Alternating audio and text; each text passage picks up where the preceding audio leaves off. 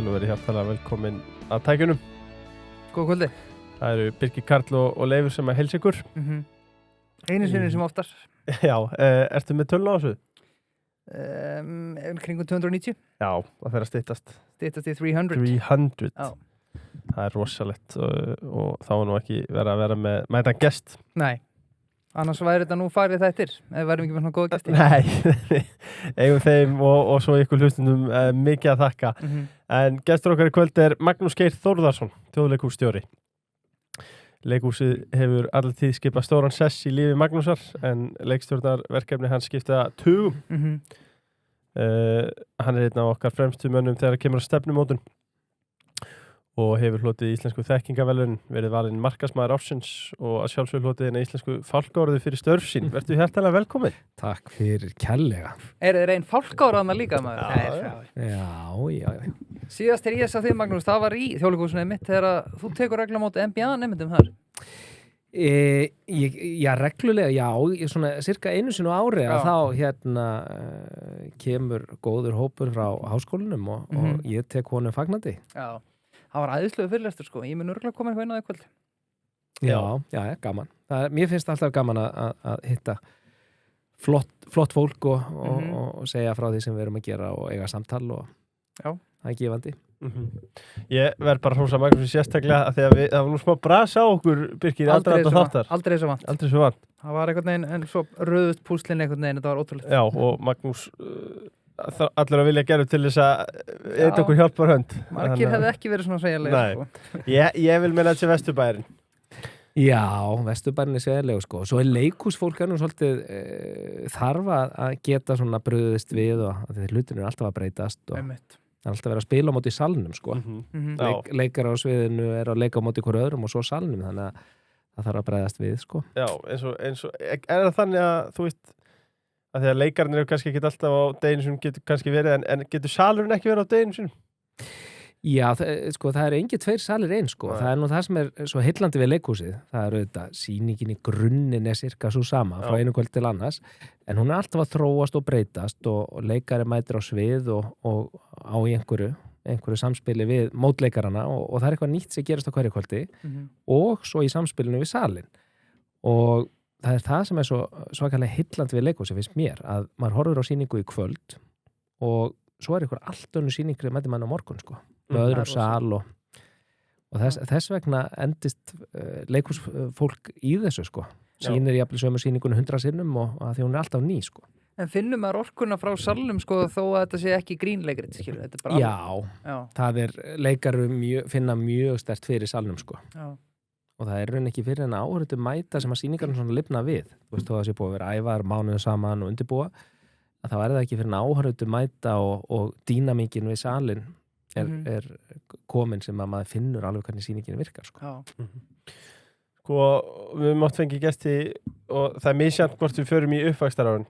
Það er svona, hlustendur eru misánægðir. Já, en í þessu tilfelli, sko, og svo geta menn fundið fjölina sína að misjant hvernig mann gera á hvað aldrei, en ferill Magnúsar hefst einhvern veginn bara nánast á hans uppvækstar árum sko. Frá fæðingardeildinni. Já, þannig að við skulum bara byrja í Vesturbænum, þar sem að Magnús stígur sín fyrstu skrif á svið í Melaskólanum, auðvitað stjórn Magnúsar Pétursson, tónlistakennara. Fyrsta hlutverki, ef ég er ekki að fara með fleipur hérna, er kötturinn sem draf fuglamaða drengsins í sögu H.C. Andersen. Nú verði að taka hatt minn ofan fyrir rannsóknarvinnu. Spyrlana. Hér eru menn búinir að auðvitað sig. Sko, málið er samt það að við deilum þessa reynslu. Já, ég steig fyrst á stokk í Melaskóla, leikrutinu þar, fekk eina línu og stóð fyrir framann hafsjó af áhorfendum, fraus algjörlega. Já, þetta er ekki fyrir þig. Og ákvaði mitt að þetta væri ekki fyrir mig og hef ekki stíð á stokk sér. En það var eitthvað ólíkt hjá þér. Já, kannski fyrsti munurinn er nú svo að ég var ekki einu sinni með eina línu. Ég var ekki með neina línu. Þannig ég gat nú ekki frosið og klikkað á texta. En ég lék í þessu og það reyndar leiddi til þess að Hrafn Gunnlaugsson sem var þá á fullu að framleiða og leikstýra bíómyndum, hann sá þessa sýningu og bauð mér svo í pröfu og bauð mér hlutverkið Hrafninn flýgur. Þannig að þetta var alveg örlagaríkt verkefni í Melaskólanum sko. Hafðirðu þá bara svona djúpsta áhrif á hann án þess að komið línur eða Þetta hlýtur náttúrulega að hafa verið algjör stjörn í leikur, sko. Þurfti ekki að segja henni. sko og aftur núna hefst lestur sko úr helgapóstunum september 1983. Sæll. Oh my god. Magnús Geir Þórðarsson heitir 9 ára skólapiltur úr Melaskóla sem hefur verið að dunda sér við að skrifa leikrit í frítíma sinn. Leikritin eru nú orðin 15 og verður eitt þeirra Keisarinn, flutta barnaskemmtunni til 10 ára afmælis fluglega næstu helgi. Sko, að meðan 9 ára krakkar að bora nefið og þráast við að vinna heimavinu sína, þá varst þú búin að skrifa 15 leikrit. Já. Þetta hérna, ég var náttúrulega svona bara algjört leikhúsnörd, mikill lúði í Vesturbænum og var að leika og elskaði leikhúsið, það hefði smittast af leikhúsbakteríunni eins og þetta mörg börn gera og var að leika og fekk alls konar tækifæri, fekk að leika hjá Hrafni og fekk að leika í Þjóðleikhúsinu og alls konar, en svo fór ég líka að setja upp sýningar sjálfur með vinnum mínum og krökkum og það svona vatt upp á sig og stækkaði. En það var bara öll mín aska. Ég var bara alltaf að brasa eitthvað í leikhús stúsi svona. Við séum nokkuð fljótt að þetta væri framtíðin. Já, og ég hef nú oft verið spurður hvenar ákvaðstu að leggja leiklistina eða leikhúsi fyrir þig og svarið er bara, ég man það ekki, ég veit það ekki. Nei. En það hefur bara alltaf verið partur af mér, sko. Hvað var það sem að kannski hreyði svona ungana aldrei við leikhúsið og Aftur, ég man það ekki, það var ekki neitt eitt, þetta er bara leikhúsið þegar best lætur í þeim stað er algjörlega magnað og kraft meira listform en nokkuð annað, finnst mér, af því að það er þessi samvera, því það er allir saman, það eru leikararnir eru raunverulega á sviðinu í kvöld, hér og nú og aldrei aftur nákvæmlega eins og maður upplifir þetta með fullu sala fólki og við það verður einhver svakalegu galdur. Þetta upplifi ég ennþá og það er ástæða fyrir ég er ennþá í leikhúsinu af því mér finnst þetta enn magnaðara en bíómyndir og tónlist og bækur og öll önnur listform og sennilega var það bara það sem að ég upplifi sem barn sko þó að það hafi verið kannski annarslags verk en ég hrifst aðlaði í dag sko. Já, hvernig tóku foreldræðinu í þetta? Þau voru bara alltaf alveg svakalega hvetjandi og peppandi sko. Já. En ég var nú oft spurði sko hvort að þau væru svona þú veist að draga vagnin í þessu eða íta mér í einhver átt með þetta en það var ekki beint þannig sko, þau voru bara alltaf hvetjandi og yfirleitt var þetta nú þannig að ég var búin að gera eitthvað og kom heim kvöldi og saði þeim frá því sko en ekki það að ég væri að leggja eða spyrja þau eða leggja upp eitthvað plan og fá grænt ljós og gera það svo sko og til dæmis ég fekk nú hlutverk í Þjóðleikhúsinu þarna þegar ég var 10 ára eða eitthvað svoleiðis og það gerist nú bara þannig að ég fekk þá flugu í hausinn eftir skólatíman að ég ætti kannski að kíkja niður í Þjóðleikhús og banka upp á og bjóða fram krafta mína. Já. Og gerði það og svo kom ég heim kvöldið og þá var hringt úr Þjóðleikhúsinu og mér var boðið hlutverk sko, en þá var ég ekki búin að ná að segja pappa og mömmu frá því, ég hefði farið að sækja vinnu. En þau voru alltaf svakalega hvetjandi og eru enn. Sko börn þessum aldrei í dag þóru ekki einn í strætó sko. Hann er bara búið til risa business model hérna sko sjálfur. Heldur segur sko. Já, þetta er magnað sko. En eins og segir, þarna ertu líka að leika sko og kannski flestir krakkar á þessum aldri sem er að horfa í leikhúsi, er að horfa í leikarann. En þú ert þarna, byrjar að setja á stokk leiksýningar einnig og skrifa. Þú ert jafnframt inspektorskóla þegar þú gengur í MR og væntanlega einhverjir leiðtoga hæfileikar sem að þú finnur að þú byrði yfir. Hvenær ákvaðstu að það var ekki endilega leikarinn heldur bara einmitt, sko ég svona stemdi alltaf því að verða leikari og svo svona fór ég að leikstýra og þá fór að koma svo hugmynda ég ætti kannski að verða leikstjóri líka svo bara tók það alltaf svona stærri og stærri part af mínum tíma og ég var heillaður af því þannig að svona í menntaskóla ákvaði ég að vera ekkert að fara að læra leiklist heldur fara að læra leikstjórn og þá var ég einmitt komin og farin að taka þátt í félagslífinu og stýra skólafélaginu í MR og svona og hafði svakalega gaman að því og fór svo beint eftir stúdentspróf til Bristol og lærði leikstjórn og þá í raun var ljóst hvert þemdi sko. Já. Bristol Old Vic Theatre School kynnist þar mörgum mætumönnum þar á meðal Jim Cartwright Já, segja okkur aðeins frá honum og kannski líka bara hvernig það var að nema þarna við Bristol. það var alveg dásalegt. Þetta var bara frábært og náttúrulega algjört ævintýri þegar maður er búin að vera í menntaskóla og grunnskóla þar á undan að læra alls konar hluti, suma skemmtilega og aðra kannski minna skemmtilega, að fá svo bara að fara að læra það sem að mann dreymdi alltaf og þannig að þetta var bara draumur að rætast og frábær leikhússkóli, eitt svona virtasti og besti leikhússkóli Evrópu og ég var þetta líka bara að flytja að heiman og byrja að búa einn í fyrsta skipti og svona og einhvern veginn hafði bara allan tími í heiminu til að hugsa leikhús og horfa á leikhús og lesa og læra og svona, þannig að þetta var alveg svakalega skemmtilegt. Svo fór ég nánast hverja einustu helgi til London og sá kannski 4-5 sýningar yfir helgina sko og þannig ég bara drakk þetta í mig og naut mín alveg svakalega vel og kynntist fullt af fólki, fjölda fólks af bæði ungu fólki í skólanum með þetta og svo opnaði þessi skóli svona dyr að alls konar fólki og til dæmis Jim Cartwright eins og þú nefnir og mörgum öðrum reynslu boltum í leikhúsinu og ég bý að þessu, þú veist, með fullt af tengingum sem að ég sótti mér þarna á þessum árum og er enn í sambandi við fólk og enn að uppskera svona. Varst ekkert stressaður sko að því að þetta eru nú ekki mörg störf á Ísland sem ég getur farið í með þessa gráðu? Eða hvað 2-3 leikhús?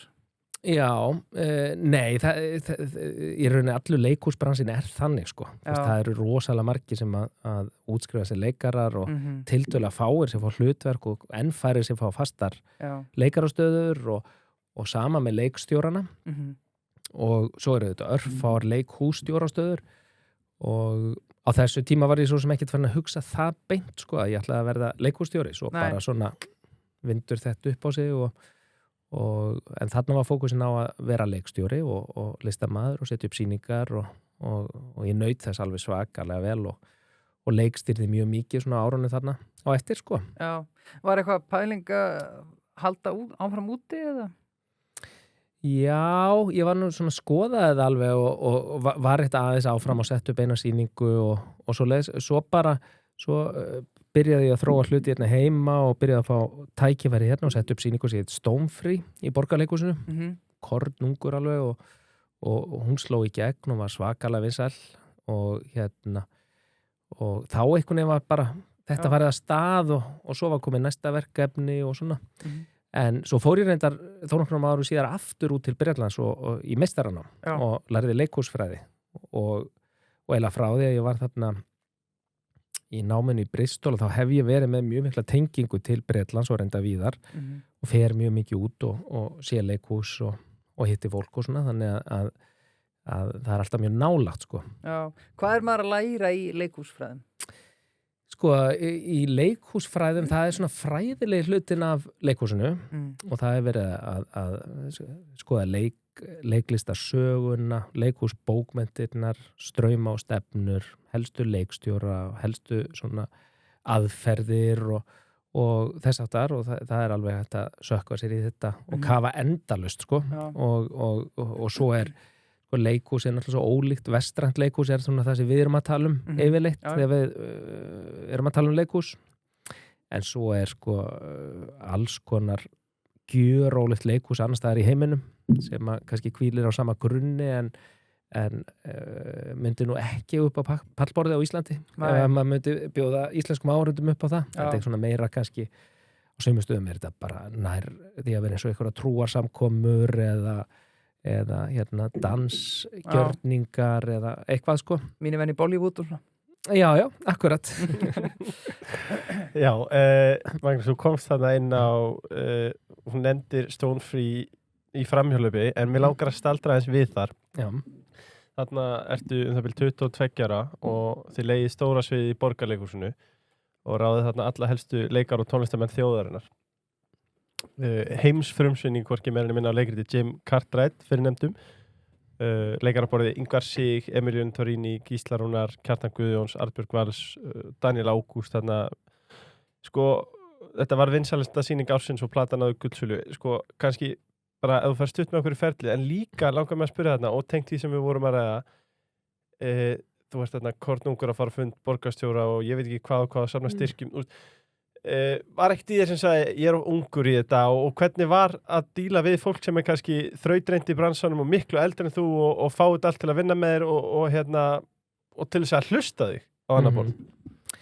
Ég bara gerði þetta sko, ég var ekkert rosalega mikið, það var mjög sjaldan sem að ég efaðist, ég bara var með hugmynd og hafði trúað að vera hægt að gera það og hitti fólk og það tóku mér allir svo vel sko, þannig að það gekk bara mjög auðveldlega að fá fólk með og mér fannst þetta bara eðlilegasti hlutur í heimi þá sko, það var ekki ég var ekki að velta þessu fyrir mér, en núna þegar ég horfði tilbaka og hugsa hvað ég var að gera á þessu tíma og svona ungur, þú veist, þá sé ég það alveg, þetta alveg mjög sérstakt.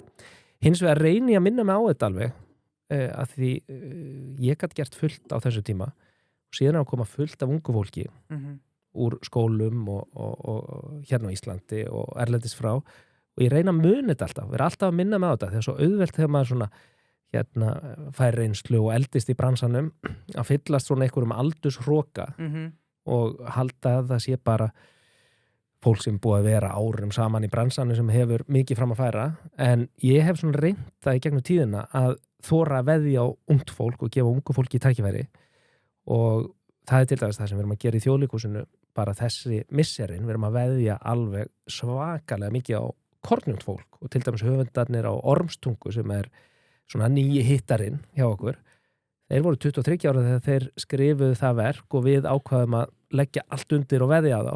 En í skólanum bara, er það ekki? Jú, en þá í skóla sko og af því að þú veist, hæfileikarnir eru víða og þú veist, það getur verið kornund fólk og eldra fólk og maður má ekki einhvern veginn festast í sinni búblu og vera alltaf að vinna með sama fólkinu heldur að reyna að bara opna og leita að talentunum þar sem þeir eru og sem betur fyrir þegar ég var ungur að þá einhvern veginn var ég ekki með þessa bremsu eða ótta heldur bara reynda að kýla á það og sem betur fyrir mætti ég að fjölda fólk sem að var opið og til í að vera með og til í að opna dyr og aðstóða og þess að dar og ég þessu fólki ævilega þakkláttur sko. Og reynir að hugsa það sama sjálfur. Og sama með aðalhlutverkin Jakob, Gróla og Rán, auðvitað allt tiltölulega ungi leikarar. Já, og það bara eitt af því sem ég stoltastur af í dag í Þjóðleikhúsinu bara endurnýjunin sem að verða með stórum hópi algjörlega frábæra listamanna sem að komin inn í leikhópin, í leikstjórastól, höfundateimi og bara fólk sem að starfa í leikhúsinu, það alveg fullt af mjög ungu fólki og það að verða svona mikil endurnýjun og þau hafa svo mikið fram að færa og koma með svo svakalega orku og vítamín og gleði fyrir okkur hinn sem með leikhúsinu og búin að vera lengur og svo þetta fyrir áhritur. Kannski heimskuleg spurning frá mér, þegar þú ert þjóðleikhússtjóri, ég reyna að horfa á þetta bara sem fyrirtæki eða fótboltalið eða hvernig sem það þú veist, ákveður þú hvaða leikarar eru í starfi og hver ekki eða eitthvað aðrir undir sem gera það eða? Já, sko, leikhússtjóri hann leiðtogi, ber ábyrgð á starfseminni eins og forstjóri í fyrirtæki í rauninni en að auki þá hann listrað stjórnandi og í því felst að hann svona stýri verkefnavalinu og svo auðvitað maður með fjölda fólks með og öflugt teimi til dæmis í því að velja hvaða verkefni á að sína og svona og síðan og það yfirleitt byrja á því að velja verkefnin og setja það saman og síðan fer maður í að ráða leiðtogan í hverja sýningu sem leikstjórinn og listræna teimið og síðan eru sýningarna mannaðar en mönnunin hvílir að miklu leyti sko á fasta leikhópnum sem í húsinu og það leikhússtjóri sem velur hann saman og svo í því að manna alla sýningarnar í samráði við leikstjórana og þetta svona lykilatriði svolítið í árangri leikhúsa að velja rétta fólkið og búa til rétta teimið og rétta leikhópin og velja réttu sýningarna sko. Það eru stærstu ákvarðanir og þess vegna þetta stór hluti af starfi leikhússtjórans. Svo kaldi. Já. Kaldi ljós, kaldi dökkur, jóla, kaldi IPA-inn. Kaldi light, IPA, norðan kaldi. Núlarinn. Já, áfengisleysi kaldi. Hann líka, það eru 6 umbúðir sko. Mér finnst alveg gaman að vera í partíi með áfengisleysa kalda sko. Já. Áskrúfsendur síðan 2006, hvort ég meina minna. Það stendur bara svart á hvítu á umbúðinu. Svo var það Íslandsveður og umræðan fer oft finnst mér á villigutur. Sko, ekki það, við erum auðvitað í hlutabréfasjónum Jú. og ég get alveg viðurkennt það, ég og þú Það gengi misvel. við hefum stundum verið að leika okkur með einstaka bréf Hefur ekki gengið vel. sem er kannski bara ekkert svo sniðut fyrir hinn almenna fjárfesti. Bara leifa sérfræðingunum Hlutabréfasjóðir eru góðir en staðreyndin er svo að blandaði sjóðir eru vinsælastir og henta líka mjög vel fyrir, eins og ég segi, flesta sko. Hagkvæm eignastýringarþjónusta þar sem sjóðstjórinn sé bara það fyrir að velja saman öruggar eignir, ríkisskuldabréf bankana á móti. Já, og svo getur líka verið með spennandi hlutabréf og einhver innlána inn á milli sko. Þannig að þetta er bara einhver blanda sem að snillingarnir í Íslandssjóðum kúka fyrir þig. Já. Og þeir eru auðvitað líka með reglubundin sparna sem að ég mæli eindriði með. Rétt, 5.000 kall lágmark. Já, hvernig eru aftur þóknunargjöld fyrir það? Zero. Það er Zero, það er Nata, það er Silch. Smárikið, ódýrasta ríkið. Smárikið auðvitað, já ég býðum það eftir að þeir byrja að bjóða upp á kalda. Það hlýtur að fara að styttast í það. Það fer að styttast í það, en á meðan eru með besta opnunartíman góðs framriði sem kann að staðsetja sig vel. Þeir eru í Bælind, þeir eru í Fellsmúla, þeir eru í Hraunbæ. Þeir eru á öllum helstu stöðum, en ef þú búin að fá þér nokkra kalda eða nenni bara ekki að keyra til þeirra, þá allt er þetta bara til. Það er nefnilega máli, þeir kunna líka slúta. Já, kunna bæði. Þetta er bara þannig frammeiri sem að Smárikið er. Ég myndi halda líka, ég veit náttúrulega ekkert um þetta, svo ég takk ég það fram og byrði afsökunar á sem við vita meira sem er að hlusta, sem eru örugglega nær allir. Eins og til dæmis þú ert með sýningar sem eru að slá í gegn og þú eru bara fyllast aftur og aftur, til dæmis eins og það að ákveða hvenær þú ætlar að bara gera nýja eða halda framhaldin áfram og hvenær þú eigið svo bara að segja toppnum er bara náð og þú ætlar að hætta núna. Er ekki, það maður ekki hugsað þetta? Jú, þetta er sko á hverju ári að þá erum við með kannski 20 sýningar, 20 titla og þar af kannski 11-12 nýjar frumsýningar sem er bara ný framleiðsla frá grunni sem er bara fyrst yfirleitt hugmynd af því að nú er nánast allar sýningarnir sem við erum að frumsýna er frumsköpun, bara ný íslensk verk sem við erum að veðja og þróa frá grunni. Þannig að það byrja bara sem hugmynd og síðan er byrja að skrifa handrit eða vinna þann grunn og svo er byrjað að manna þetta og þetta tekur kannski svona ár eitthvað svoleiðis. En þegar við plönum hvert ár þá erum við búin að ákveða hvernig ég að frumsýna og þar að leiðandi hvað á að æfa lengi og framleiðslan upp að því.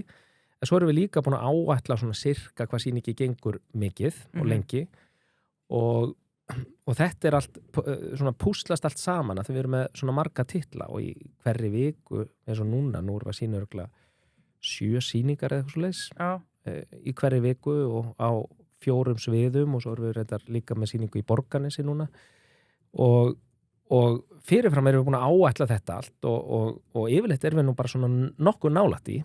Það svona kemur með reynslunni að vita hver eftirspurnin er. Já, sjá fyrir svona sirka ok, þetta er svona sýning sem við náum að sýna kannski svona 25 sinnum eða eitthvað svona og svo auðvitað ganga plönin aldrei nákvæmlega eftir þú veist, eitthvað gengur ekki jafn vel og svo gengur eitthvað betur en svo er það reynda núna þannig, það er búið að ganga rosalega vel núna undanfarið og sýningarnar, hver á fætur annar er að slá í gegn og selja bara miklu meira en við gerum ráð fyrir og þá þarf að bregðast við og búið til meira plás að við fjölgum ekki dögunum í vikunni sko, því miður en það sem við getum gert er þá rétt aðeins að kannski seinka nýjum frumsýningum og við vorum að gera það núna, erum búin að núna frá síðustu 3-4 mánuðum erum við búin að færa 2 sýningar til og seinka á árinu og svona til að bara fá fleiri sýningakvöld fyrir þessar svakalega vinsælu sýningar og við reynum að ná að sýna svona cirka jafn mikið eins og hægt er til að mæta eftirspurn og mann finnst leiðilegt að hætta með sýningar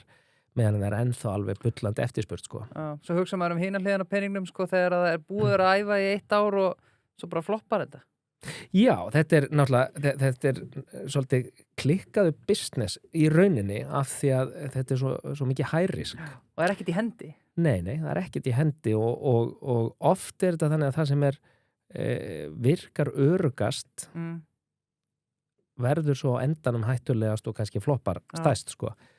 Og eins og núna, til dæmis með Ormstungu, ég meina þarna var glænýtt verk eftir 23 ára stráka sem að við sáum bara sem skólaverkefni sko og ákvaðum að veðja á, keyptu það af þeim og fengu það til að koma með inn í leikhúsið í frekari þróun og við auðvitað umkringdu þá hæfileikaríkur fólki sem studdi við vinnuna og þetta var þróað áfram í hálft ár eitthvað svoleiðis og þetta er gamall íslensku sagnarfur og svona, þetta er ekki garantera að þetta gangi upp, sko.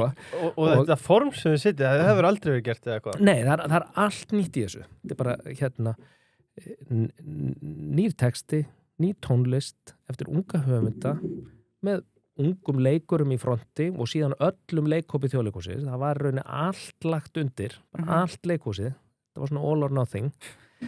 Og síðan er unnið að því baki brotnu að gera þetta allt rétt og það var rosalega gaman á leiðinni allan tíman. Við höfum öll rosalega mikla trú á þessu. Bara allir í leikhúsinu voru með og á endanum er þetta frumsýnt og er hrikalega skemmtilegt. Bara geggjað stuð, sagan í skýr, hreyfi við manni og maður tengir einhvern veginn við okkar forsögu og svo leiðis en á sama tíma er þetta nútímaleg tónlist sem að maður dilla sér við og vill gjarnan spila í bílnum og svona og þarna gekk allt upp, sko. En svo hefði þetta alveg getað klikkað. Þú veist, þó við værum að vanda okkur og gera allt okkar allra besta, sko. Af því þið kannski í ykkar búblu eða eitthvað, ykkur finnst allt geðveikt en svo bara náðu ekki að selja Jónitið út í bæ, sko. Akkurat, og ég meina það gerist alveg, sko. En svo auðvitað með, þú veist, við sem erum búin að vera í þessu lengi og veljumst í það að stýra þessu. Við auðvitað eigum að vita svona betur en bara Jón og Gunn út í bæ, sko. Það er og vonandi verðum við betra og betri í því með hverju árinu, skilur. Þetta er algjörlega frábær sýning og lukkaðist ekkert smável til hamingju með hana. Sko, takk fyrir. En hún er ekki eina sýningin sem lukkaðist vel þessum myndir eins og hún nefnir. Við erum með Óreistu, sko, sem er aftur bara grískur harmleikur. Það er auðvitað ekkert auðvitað að veðja á þetta og sama með gæðablóð. Þetta er öðruvísi en kannski hefðbundi leikhús. Þú ert að taka mikið og þið að taka mikið af áhættum eða hvað, er þetta kannski ekki áhættur eins og þú segir að þegar þú leikir bransanum og allt kalkuleraði? Jú, við reynum að reka leikhúsið þannig að það sé yfirvegaður rekstur og veist, allt sem við getum stýrt, við stýrum því. Veist, það er bara það er gerð góð plön og við pössum fyrir vel með peningarna og bara erum með allar öryggisráðstafanir eins og það er bestar geta orðið og svona. En síðan reynum að skapa listrænt frelsi til þess að við getum tekið áhættur og farið á flug og stokkið fram af hengifluginu listrænt, sko. Og það er það sem við höfum verið að reyna að gera núna á undanförnu, síðustu misseri, er bara að þora að taka, að veðja og þetta eru þetta upplýstar ákvarðanir og við erum að rýna og við erum að skoða hundruðir titla og hugmynda á hverju ári endum á svo að velja 10-11 eitthvað svoleiðis sem við þróum og frumsýnum og við erum að reyna að vera ekki of safe af því að við höfum þá trú að leikhúsi eigi að vera hættulegt og lifandi og taka áhættur og trúi því og vonum að sem mest að því lukkist en það felst í þessari aðferð að sumt lukkast ekki. Og en sem betur fer, þá er svona undanförnu búið að eru ansi margar af þessum áhættu sem við höfum tekið hafa lukkast. Maður hugsa líka, sko, eins og ef ég myndi stíga þetta stára morgun, Magnús myndi segja að hann þurfti að fara stutt frí og ég myndi taka við á honum, sko, ég væri svo konservatífur, ég færi bara í Rómeó og Júlíu og maður færi bara í þessa klassísku, þá kannski myndi maður ekki eldast lengi í þessu starfi, maður færi alltaf bara í sama gamla sýningarnar í einhverju nýju búning, maður þarf að prófa eitthvað nýtt og fest, er það ekki það?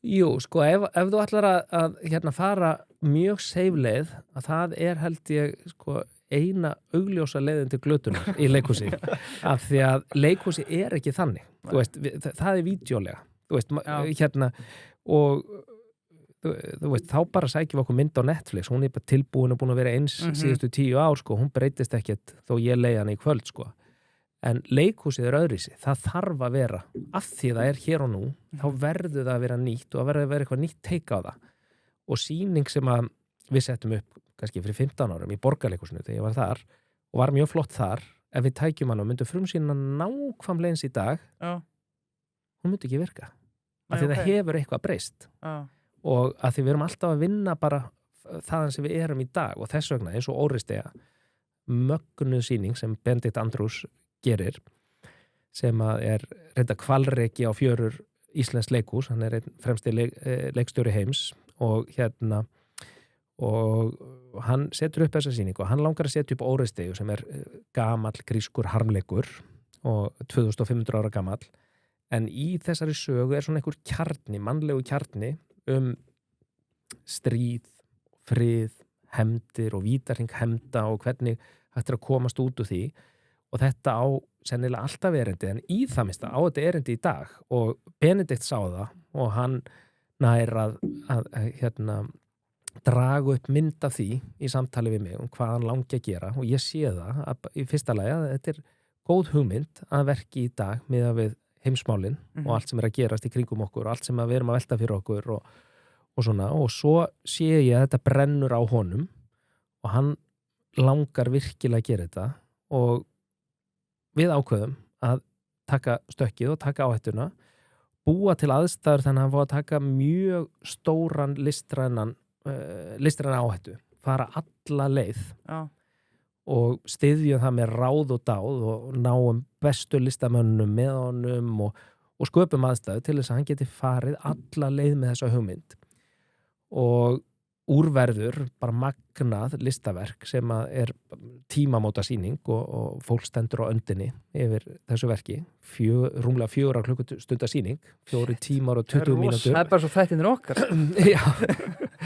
Já, og og þetta krefjandi verk. Hann skrifa nýtt handrit upp úr, þetta ekki 2500 ára gamall texti, en þetta nýr texti en byggir á gömlu grunni, og það sem fólk upplifir að það einhvern veginn verið að tala inn í líf okkar í dag, þó þetta sé gamall arfur, og maður upplifir allt sem að gerast og við erum að fylgjast með í fréttunum og hafa áhyggjur af, en við sjáum það í einhverju nýju ljósi af því Benedikt stingur því einhvern veginn í samband á einhvern nýjan hátt með frábærum listamönnum og þú veist, og við vonuðum auðvitað þegar við vorum að plana þetta, og ég vonaði að þetta yrði alveg stórkostleg sýning og yrði vel tekið, en ég þorði ekki að láta mér detti í hug, mér datt ekki í hug að hún gæti náð svona almennri hilli bara því að við ætluðum að gera krefjandi sýningu þannig að við áætluðum ekkert eitthvað rosalega aðsókn í okkar plönum síðan einhvern veginn hittur hún bara þannig í mark að þó hún sé þetta löng og þó hún sé krefjandi að þá hrífur hún alla og fólk kemur út og segir ég bara fann ekki fyrir því hún væri löng og mér langar að koma aftur og ég verð að koma aftur og fólk bara heldtekið og þá auðvitað þurfum að bregðast við og við reynum að framlengja sýningatímabilið og það sem hefur gerst að hún ekki bara magna listaverk heldur hún líka mjög aðsóknar mikið listaverk og að slá aðsóknar með í kassanum Hvernig, talað KPIs og annað, hvenær veistu, þú hendir sýningu í sölu, hvenær veistu bara lélegt meðal og yfir þína vendingum, skilur, viltu að það selji strax upp á fyrstu 5 sýningarnar eða þetta word of mouth eða? Það mjög breytilegt eftir titlum og hvað við erum að gera. Til dæmis bæði Ormstungu og Óreiðsdeiga voru sýningar sem seldust ekkert mjög mikið í forsölu. Af því að þetta voru ný verk og Óreiðsdeiga, fólk þekkti ekki alveg titilinn og við sögðum og hún væri löng og eitthvað svona, þannig hún seldist ekkert mjög mikið, en svo bara leið og fólk byrjaði að sjá hana og word of mouth fór að svona sörkulera og gagnrýni kom og svona, þá bara búff, fyrir hún að seljast og eiginlega sama gerðist með Ormstungu. En við vorum með Frost fyrir 1,5 ári sem að auðvitað mjög þekktur titill en var glæný sýning af því að það voru íslenski listamenn sem leiddu það allt og glæný sýning og allt öðru en var í Bretlandi og Broadway og svona. Það var sýning sem við bara tilkynntum við værum að fara að gera og byggum til eitthvað plakat og svona og hún seldi bara upp 40 sýningar fyrirframskilur og Lína Langsokkur var þannig líka. Þannig að svoleiðis titla geta selst svolítið fyrirfram en síðan kemur á frumsýningu og þá það word of mouth sem tekur við og ef að Lína Langsokkur hefði ekki verið góð sýning og hefði ekki fengið góða viðtökur eða góða dóma þá hefði salan farið niður en hún fer upp og við erum alveg að monitora þetta viku fyrir viku og markaðsdeildin okkar alltaf með puttan á púlsinu þar. Að því svo snýst þetta svo mikið að stilla af fjölda sýninga þegar við erum við þurfum að reka þetta réttu með við núlið og og við erum að reyna að vera með nógu margar sýningar til að mæta eftirspurn en þó þannig að sæta nýtingin og tekjunýtingin sé sem best. Þú veist, þannig að sálhluta rekstrinum bara svona eins og að reka flugfélagila. Já, einmitt. Lína langsókur, það ekki það sama lína langsókur. Það ekki nú bara að segja lína langsókur og svo bara við leifur að leika eitthvað. Þú þarft alveg að leggja jafn mikið metna þó sett með þekktan titil. Já, og við gerum það sannarlega og við höfum mjög mikið metna fyrir sýningu fyrir börn. Við erum með 6 leiksýningar fyrir börn á þessu árið til dæmis og þetta eru þetta framtíða leikhúsgestirnir og við þekkjum það sjálf bara með okkar börn og bara frá því voru börn sjálf hvað þetta mikilvægt að vera með góða sýningar þannig að við leggjum svakalega mikið í það og til dæmis Lína langsokkur dásamleg sýning. Við erum einmitt að sýna 80. sýningu af Línu á morgun. En það kemur samt inn á áhugaverðan punkt, Birgir, að því að þú talar það í upphafi þáttar, Magnús, að fólk úr leiklistinni það þarf að geta brugðist við og svona að vera sveigjanlegt. En það hefur kannski ekki verið endilega partur af þeirra, ef að segja, stereotypu að vera mikið í rekstri og ég held að þú hafa látið hafa eftir einhvern tímann að þú segir ekki akkurat ekki að horfa á leikhúsrekstur eins og annar rekstur, þetta væri rekstur í grunninn. Hvernig, þú veist, og svo má alveg minnast á það bróðin Árni Oddur, þeir eru báðir miklir ekstra menn verður að segjast. Jú. Þetta hvernig gengur að blanda þessum tveimur heimum saman í þessa blöndu sem að virka svo vel hjá þér og hefur gert öll sár? Einmitt. Góð spurning. Sko, áður þá var þetta oft þannig í menningarrekstri að þeir sem voru að stýra menningarstofnunum voru alltaf að nota sem afsökun þetta veri menning, bara að segja þetta á ekki alveg við, sko. Og þó að það sé hallarekstur, ég menna, þetta er menning og það er ekki þetta að sjá fyrir hvernig miðasala verður og eitthvað svona en það auðvitað gengur ekki þú veist, þetta, ef maður ber ábyrgð á fyrirtæki að rekstri þá verður maður að vera með áætlanir og geta staðist þær og það er auðvitað áhættur í öllum rekstri í leikhúsin það á tekjuhliðinni sem það geta verið áhættur og stundu stórar af því að leikhúsið kvikt í aðsókn og fer eftir kemur í ljós svona í kringu frumsýningu hvernig miðasala verður og svoleiðis. Á meðan kostnaðarliðin kannski dálítið fyrirsjáanleg. Já, ef að leikhúsin vel stýrt og það er einmitt þannig sem að ég reyna að hugsa þetta því ég auðvitað alveg réttilega þú veist, þetta er svona eins og tveir helmingar af heilanum sko sitt hvor hliðin, annars vegar listræn hliðin sem er að reyna að þóra að vera nógu opinn og taka áhættu og veðja rétt og hlusta á hjartað og svoleiðis og síðan það hinhliðin sem er rúðustrikaðri og ferkantaðri og og það getur auðvitað verið eitthvað svona togstreitaðan á milli en mér finnst best að hugsa þetta þannig að segja sko til þess að geta skapað aðstæður til að taka allar þessar áhættur þá eins gott að þú sést með fast land undir fótum og við sköpum auki listrænt frelsi með því að vera með nógu mikið aga á þeim þáttum sem við getum stýrt. Þú veist, og þess vegna tökum ákvarðana snemma, áætluðan nákvæmlega, verum með skýra forsendur, skýr plön, vinnum eftir því og svo framvegis, þannig að náum öryggi á kostnaðarliðinni og skipulaginu og þess áttar til þess að búa til aðstæðu, til þess að geta tekið svona stórar listrænar áhættur og leyft leikhúsinu að vera nógu lifandi eins og við viljum að það sé. Og það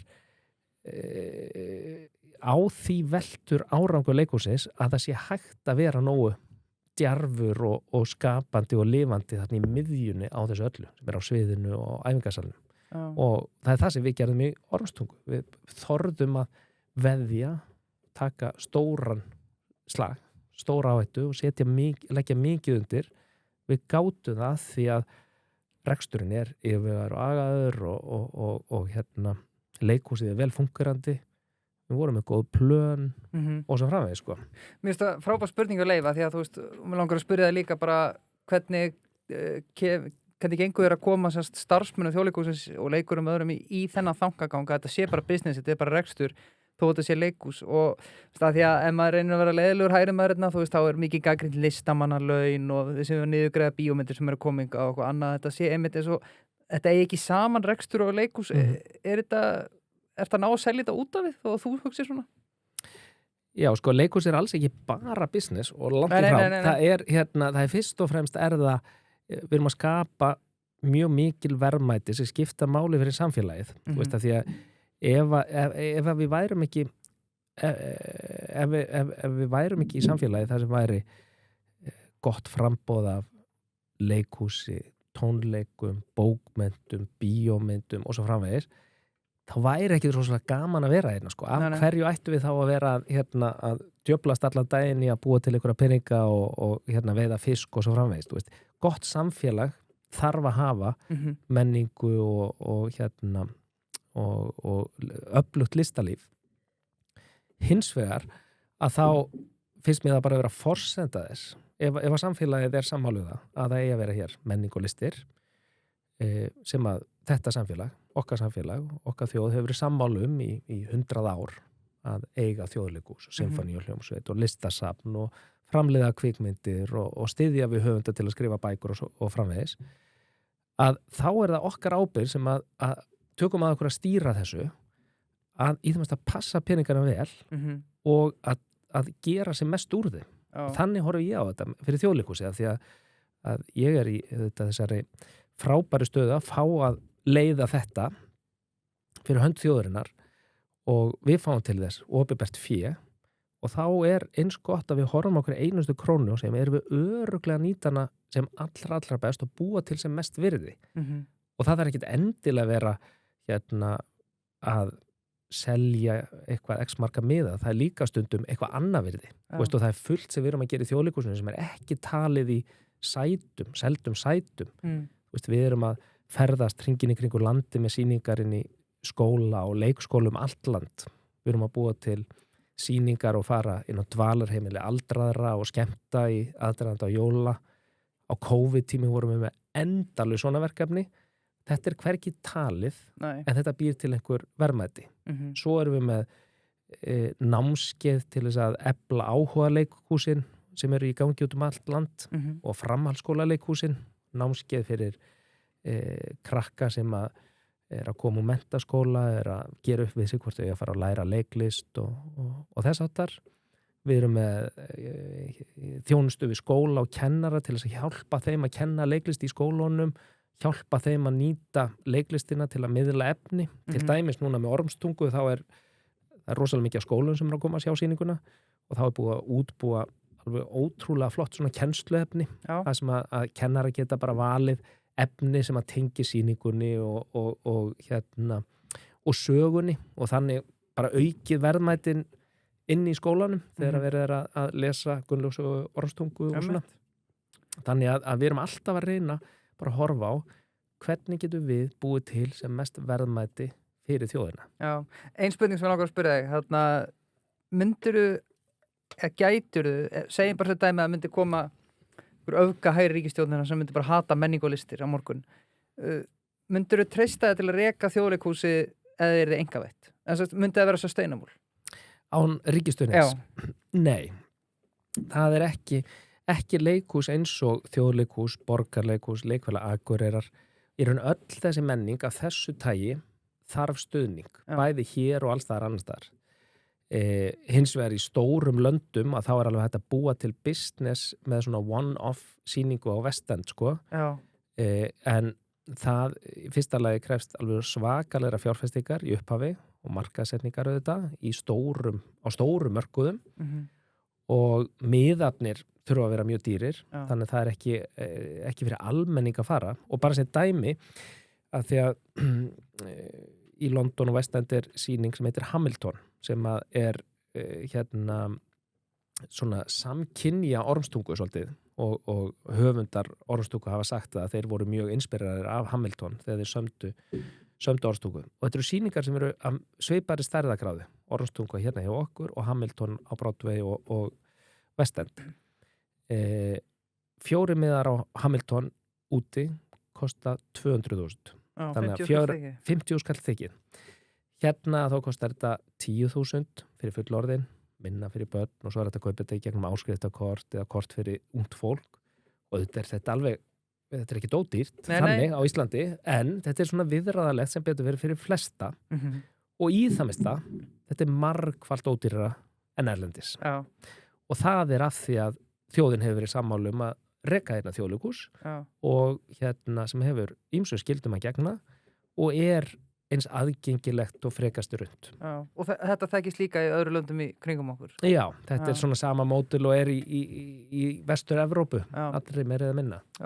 Grillmarkaðurinn.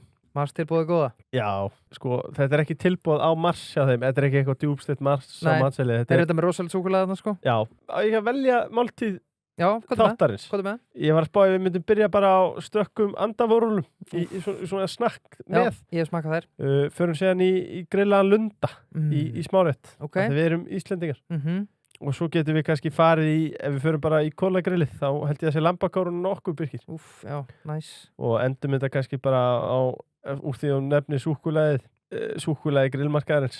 Já, hvernig Súkkulaði hljómar kúla það? með maskapón, volgri karamellu og kaffís. Næs. Já, galið. Galið hjá grillmarkaðum. En svo er það heimaform. Það frí heimsending gegn bindingu. Það var ekki nema 3 mánuðir. Já.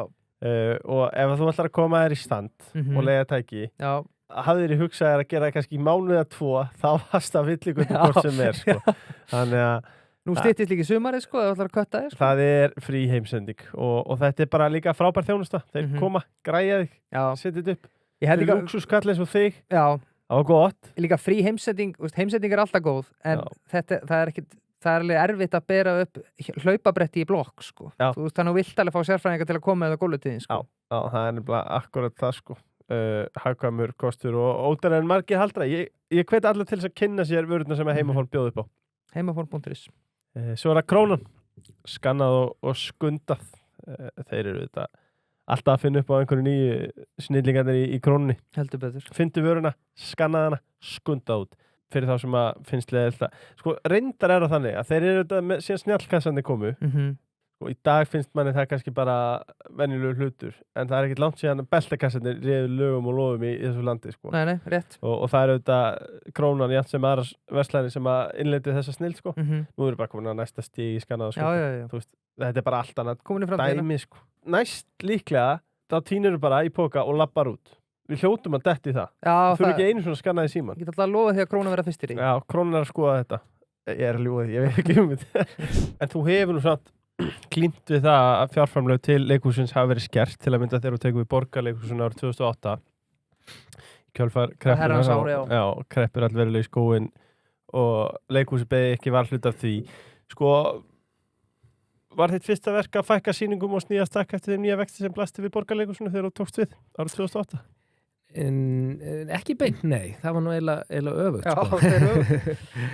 Sko, ég var nýtekið við Borgarleikhúsinu. Ég hafði verið hjá Leikfélagi Akureyrar og var svo ráðinn borgarleikhússtjóri og var komið þarna með nýtt heimi og við vorum að stilla upp í mikla sókn og mikið fjör á því herrans ári 2008 og allt fór svakalega vel að stað og kortasalan margkvaldaðist og allt þetta og síðan auðvitað gerist svolítið í október 2008 og allt fer til fjandans og skömmu síðar þá berast okkur skilaboð frá ráðhúsinu að það þurfa að skera niður framlög til Borgarleikhúsins eins og flestra opinberra stofnana á þessu tíma og þetta var auðvitað bara staða sem þurfti að horfast í augu við eins og hjá öðrum, þannig að við vorum ekkert að berja höfðun í steini með það, heldur að reyna að finna leiðir og auðvitað fyrsta leiðin sem blasti við var að skera niður, loka sviði eða fækka uppsetningum eða fækka starfsfólki eða eitthvað þess að það sem eru auðvitað svona hinn augljósa fyrsta leið til þess að reyna að tryggja að reksturinn verði hallalaust þrátt fyrir lækkuð fjárframlög. En sem betur fer að þá tókst okkur í samtali og með þáttöku starfsmanna að finna aðra leið og sú leið var að ná að sína meira og auka tekjurnar og eina leiðin til að sína meira var að sína tvisvar á kvöldi, ekki einu sinni á föstudögum og laugardögum, heldur að sína klukkan 7 og 10 í staðinn fyrir klukkan 8 og þetta var önnur svona sviðsmynd sem að okkur tókst að teikna upp og að leggja fyrir starfsfólk og náðum svona breiðri sátt að fara þá leið.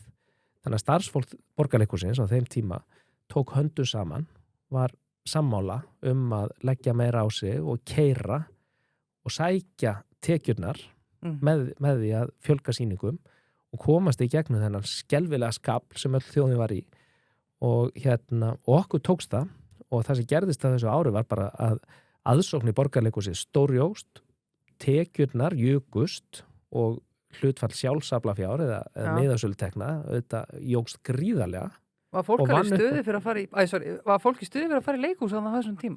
Já, það var mjög mikil aðsókn og aðsóknin jókst þarna 2008 til 10 og kortasalan margfaldaðist og þetta var svona upphafið að mjög miklu blóma skeiði í Borgarleikhúsinu. Þannig að þetta er svona, það er hlýtt að rifja upp þessa tíma, sko í kjölfar þessa hræðilega hruns að þá einhvern veginn var mjög öflugur hópur í Borgarleikhúsinu sem að fann leiðina út úr því og sildi því í gegnum þann skafl og í rauninni var það svona upptakturinn að bara miklu blómaskeiði.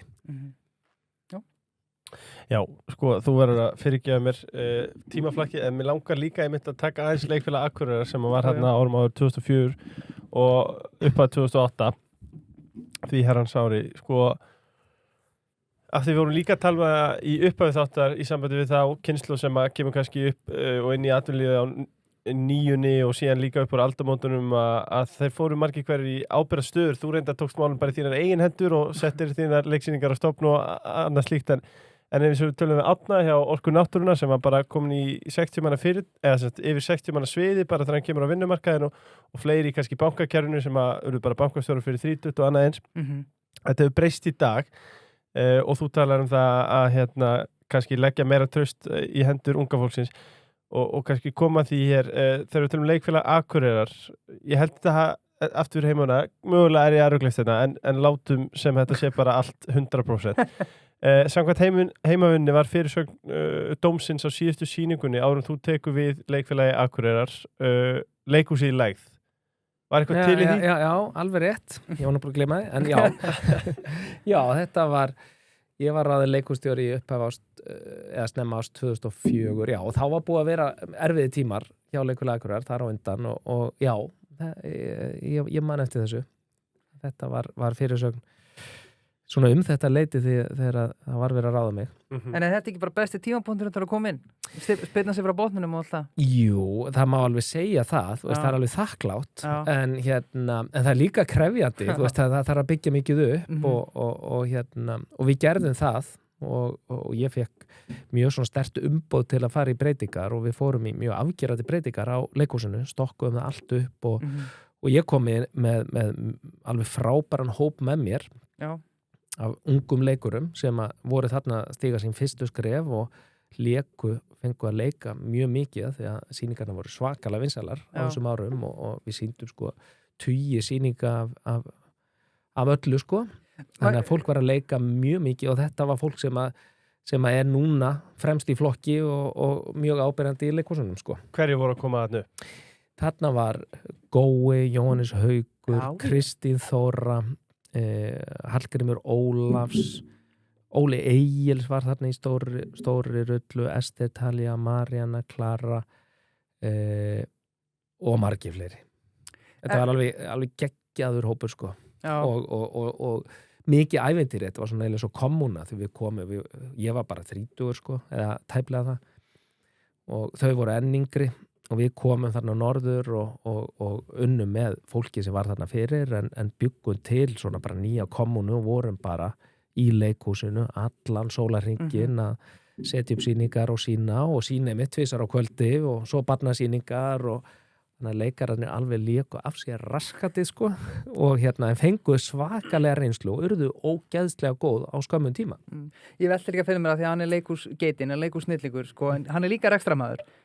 Af því að ungi leikarar, þeir eru kannski tilbúin að vinna og djöflast meira og svo er þeir líka ódýrari. Ertu ekki að hugsa það líka? Nei, ég er nú ekki að hugsa það en það er reynda þannig að það er svona trappast upp í launum sko en það, ef maður væri nú að ráða eftir því sko að þá held ég að maður myndi nú klúðra málum fljótt sko því að þetta snýst svo svakalega mikið að fá rétta fólki. Já, og gott nix kannski. Já, maður er með eitthvað verk og maður þarf bara bestu mögulegu listamennina sem að völ er á hverju sinni og þarf að velja þá og og maður fyrir ekkert að prúta með það það er bara Já. besta fólkið. Sko, já, ef við færum okkur aftur fram í tíman þá tekur við RÚV síðan 2014 Já. og okkur finnst gaman að taka fótboltasamlíkingarnar í þessum þætti Já. en þetta virkar svona létt eins og Freyr Alexanders hjá Brann, út kraftaverka maður sem tekur við þegar það gengur ekki nógu vel sko. Og fyrirsögnin 300 milljóna viðsnúningur hjá RÚV. Árið 2014 var tilkynnt að Magnús Geir Þórðarsson nýr útvarpsstjóri Ríkisútvarpsins. Á þeim tíma hefði verið mikil átök innan Ríkisútvarpsins meðal annars vegna óánægju starfsfólks, áhorfenda og hlustenda með niðurskurðaraðferði þáverandi yfirstjórnar. Við blöstu krefjandi verkefni meðal annars að bæta bága fjárhagsstöðu RÚV. Hvernig horfði þetta við þér þegar þú kemur hérna árið 2014? Og hvernig ber þetta að? Já, sko, ég hafði verið í stjórn RÚV. Þegar ég var borgarleikustjóri þá var mér boðið að koma inn í stjórn RÚV og þannig ég hafði kynst RÚV rétt aðeins. Og RÚV auðvitað alveg magnað fyrirbæri, mjög stór hluta af daglegu lífi Íslendinga í gegnum árin og áratugina og enn og mjög heillandi og spennandi og svo lá fyrir að þáverandi útvarpsstjóri var á útleið og að það ætti að finna annan útvarpsstjóra og þá var svona byrjað að nefna þetta við mig nokkrir aðilar og ólíkum áttum og svona og fyrst fannst mér að vera alveg fráleitt reyndar að því ég var bara í borgarleiku og naut mín alveg svakalega vel og gekk vel og var gaman þannig ég var ekkert á förum þaðan en svo einhvern veginn var bara að halda áfram að tala um þetta og endanum að þá ákveði ég að láta slag standa og gefa kost á mér og ráðinn og fer inn í RÚV sem auðvitað á margan hátt allt öðru í sig en leikhús fyrsta lagi bara miklu stærri stofnun og ólíkir lagin á margan hátt og það sé margt líkt það er verið að búa til, það er verið að segja sögur af mannlífi og vinna með fólki og það er mikil menning þarna og allt það sko en þetta er náttúrulega bara miklu stærra batteri þetta er miklu nær svona völdum og valdhöfum og stjórnmálum og atvinnupólitík og hefur bara mjög mikil áhrif á mjög margt þú veist, fréttastofa sem að þarf að vinna vel og vera gagnrýnin allt þetta sko, þetta er bara krefjandi og það hefur alltaf verið þannig að það standa spjót á RÚV úr ýmsum áttum og þess að það þannig að þú veist, það var krefjandi og öðruvísi en svo einnig var það þannig að bara að staða RÚV á þessu tíma var ekkit góð þú veist að fjármálin, það var augljóst að þau voru erfið, það var búið að vera taprekstur, eru gríðarlega skuldir og mér fannst stefna RÚV óskýr, mér fannst ekki réttar áherslur og mér fannst að breyta kúrs og við lögðum upp með breytingar sem miðuðu að því bara leggja stóraukna áherslu á íslenskt efni, menningarefni, þjónustu við börn, bæta svona vinnuferla sem tengdust fréttunum, búa til starfsreglur sem tengdust hlutleysis, skildum og svo framvegis. Við vildum auka þjónustunum við landsbyggðin og þess að þar og á sama tíma þá vildum við auðvita snúa rekstrinu við og það er bara grundvallar atriði ef maður ber ábyrgð á stofnun eða fyrirtæki, reksturinn þarf að vera í lagi og það þýðir ekki að stinga höfðun í sandi með það þarf bara að takast á við það. Já. Þannig að við fórum í bara risastórt breytingaferli til að snúa þessu öllu við og þetta voru breytingar sem tóku 80 mánuði eitthvað svoleið, cirka og var í raun bara, ég byrjaði á því að skipta alveg út yfirstjórninni, að segja upp allri framkvæmdastjórn RÚV og auglýsa allar stöðurnar og markmiðið var svona að færa RÚV til nútímans og til dæmis að fara frá því að vera með framkvæmdastjórn sem samanstóði af 9 köllum og 1 konu yfir í minni framkvæmdastjórn þar sem það væri kynjajafnvægi og yngra fólk í bland og svona og byrjuðum á því, svo fórum við í svona mjög hraða stefnumótun þarna til að byrja með sem miðað að þessu, sem ég var að nefna hérna áðan.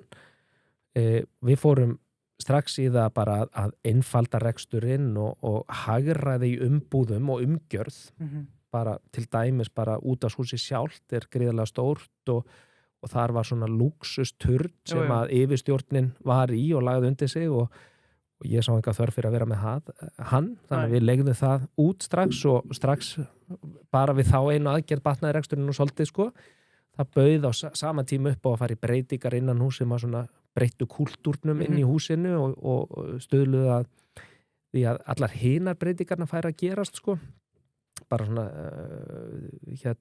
stafræn vegferð sem að miðað að aukin áherslu á vef og nýjan spilara og svona vefþjónusta í miðjunni á þjónustu RÚV frekar en gömlu línulegu miðlarnir og alls konar gömul tækni, henni var ítt til hliðar og svona þessi stafræna þjónusta var sett í miðjuna og á sama tíma fórum við í að leita leiða til þess að gringa á þessum skuldum sem hefur verið að safnast upp árum saman og fórum í að selja frá okkur bara alls konar hluti sem að höfðu ekkert með þjónustu RÚV að gera. Já. Bara lóðin til dæmis í kringum útvarshúsið, við fórum í að þróa það og það er núna blómleg byggð og ágóðin af því fór ég að greiða niður skuldir og sama gerðu bara með ýmsar svona eignir sem að í kringu landi sem að skipta engu máli fyrir þjónustuna sem fólki í landinu á rétt á að fá frá RÚV og á bara nokkuð skömmun tíma tókst að snúa rekstrinu við og bæta fjárhægin og hækka eigin fjárhlutvall og þess áttar og alls konar breytingar litu dags í ljós og leikið efni var stóraukið og Rás 1 eldist og náði aftur vopnum sínum og við byrjuðum með þjónustu eins og Krakkarúv og spilaran og allt þetta. Þannig að þetta var rosalega skemmtilegu tími og lærdómsríkur og gaman, eins mikið og ég elska leikhúsið, það var rosalega gaman að fara út úr því líka og sjá bara eitthvað annað og kynnast einhver öðru. Má ég spyrja þig sko, ég náttúrulega fór á fylgjast fyrir honum í NBA-náminu varandi stefnumótun einmitt og get bara votta fyrir það að þetta er eitthvað mest stefnumótunarstilíkur sem að er til á Íslandi sko. Hvað var, þetta er kannski erfitt fyrir að svara þessu en þegar þú mætir inn í RÚV, hvað myndir þú segja að hafa verið að fyrir nefndir í framkvæmdastjórnina, 9 kallar, 1 kona, hvað fannstu strax að bara áþrifandi bara, ég verðarlega þetta og þetta? Það var rosalega margt. Sko ég man eftir því á fyrsta deginu sem ég gekk útvarshúsið, fekk svona bara innsýn inn í það allt, þá fannst mér fannst að vera bara áberandi og sýnilegt á öllum rýmum hvað það var margt að. Það var bara sprungna perur og drastl og það voru háir múrar á milli deild á sviða. Þetta var ekkit eitt RÚV. Nei. Rás 1 var afmörkuð, fréttastofan, Rás 2, sjónvarpið, eitthvað barnaþjónustu og það var svona, það var ekki... Svona... Já, það var ekki traust á milli aðila og svoleiðis. Þannig að mér finnst það bara bera vott fyrirtækjamenningu sem að væri kannski ekki að stuðla að opnu, gagnsæju, uppbyggilegu RÚV eins og við viljum sjá það. Og þannig að mér finnst þetta var bara svona fyrsta vísbendingin á fyrsta degi í starfi að þetta væri eitthvað sem maður vildi breyta og taka þátt í að breyta. Og auðvitað allt þetta sem ég nefndi með fjármálum, það er bara tölur á blaði sem er bara augljóst og það er ekki að velta lengi fyrir sig hvort að sé eitthvað sem þurfa að laga, heldur bara hvernig þurfa að fara í það sko. Sömuleiðis fannst mér bara áherslunum í dagskráni vera rangar. Þú veist, það blasti við að það var mikið framboð af amerísku efni, allt og lítið framboð af íslensku efni og lítið framboð af norrænu efni og þess að þar. En á sama tíma voru einkarekni miðlar sem vildu endilega bjóða upp á amerískt efni. Og þannig að RÚV var í samkeppnum að kaupa sýningarétti af einhver efni sem að einkaaðilega gátu vel boðið upp á. Það er ekki það sem að RÚV á að gera. RÚV á að gera hitt sem að kosta meiri peninga, hver mínúti er miklu dýrari, langdýrust í íslensku efni þetta og dýrar í kannski norrænu efni en þessu ameríska, en Síminn og Sín voru ekkert, hafði engan áhuga á því sko. Nei. Þannig að eitt af því fyrst sem ég gerði var að breyta hlutföllunum á þessu, bara hætta með fullt af þessum sábópurum og þessu ameríska dóti. það lifði svo bara góðu lífi á hinum stöðunum, en við stórjukum framleiðslu á leiknuefni og menningarefni og barnaefni og fórum í alls konar meðframleiðslu hérna með norrænu stöðunum og allt þetta frábæra norrænu efni sem að í boði í dag og það var svona grunnunum var lagðið þarna. Við byrjuðum á þessum árum 2014-15 að auka það efni og svona meðframleiðslu. Sárnaði umræðan þegar að vera að tala hvort að taka RÚV að auglýsingamarkaði eða bara loka RÚV eða skilur þessar umræðar? Já, sko, þegar ég var í RÚV að þá auðvitað fylgdist ég mjög náið með þessu og síðan hef ég auðvitað fylgst með þessu. Ég skil alveg að þessi umræðu RÚV. RÚV rosalega stór aðila á þessum markaði. Hins vegar engin vafi í mínum huga að það eru gríðarleg verðmæti fyrir þjóðina að hafa RÚV. Og ég þakka fyrir það á hverju degi þegar ég nálgast gott efni á RÚV og nýt þess og við erum einfaldlega það lítil þjóð að við þurfum almannaþjónustumiðil sem hefur skyldur bara við þjóðina en ekki að draga taum einhverja fyrirtækja eða stóreigna manna eða eitthvað þess að það sko og öll ríki í Vestur-Evrópu eru með almannaþjónustumiðil sem svipaður og RÚV. Þú veist, við erum með DR og NRK og BBC og allt þetta og það ástæða fyrir því og ég vil hafa RÚV og tel að það sé okkur mjög mikilvægt og verðmætt og vona að það verði áfram en auðvitað eigum við öll rétt á því að gera kröfur til RÚV að RÚV fari vel með peningana og búi til vandað efni og standi allar ítrustu kröfur fagleg vinnubröð og fréttastofan sérstaklega, ég menna hún er með mikil völd og þarf að fara mjög vel með það vald. Við þurfum á henni að halda, hún þarf að veita aðhald og spyrja spurninga og gera það mjög vel en það eins gott að allir vandi sig. Já, finnst þér þá líka kannski bara í framhaldi af þessu sína þetta mikið tala fyrir því að RÚV sé fíllinn á markanum og þessu að gera svo erfitt fyrir og annað, eitt á ekki endilega útiloka annað í þessu?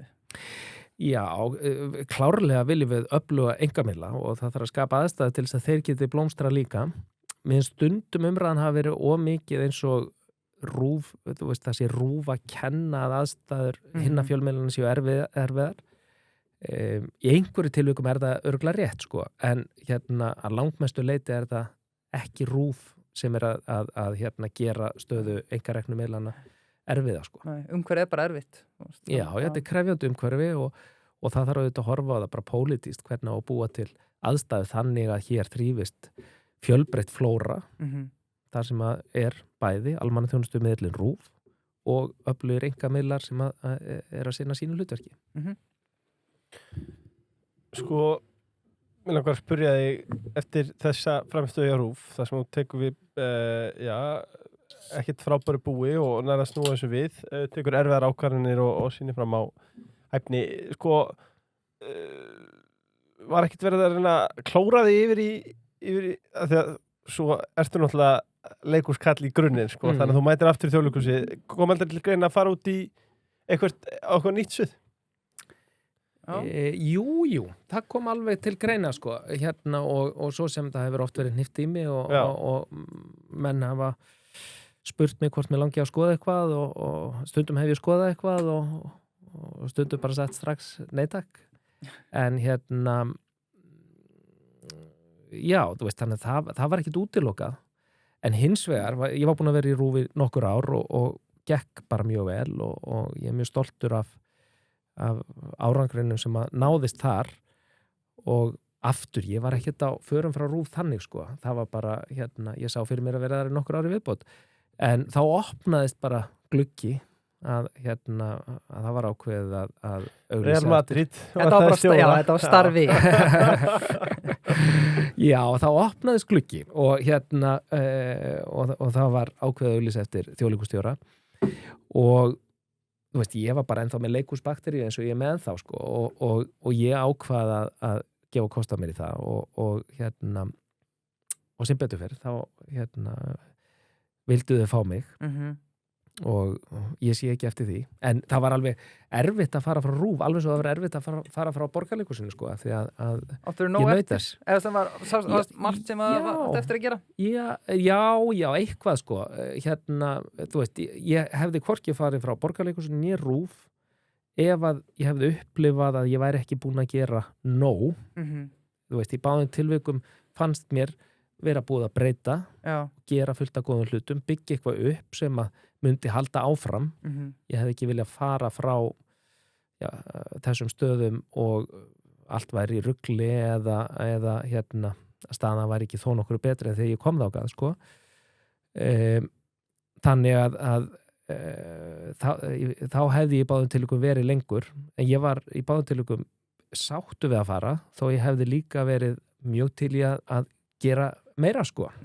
Eru RÚV búin að fara, kannski erfitt fyrir að svara þessu, finnst þér RÚV búið að vera að byggja þau sem að þið byggðu upp hann á 14 til 18 eða finnst þér að það farið eitthvað nýja leið, auðvitað mörg ár síðan?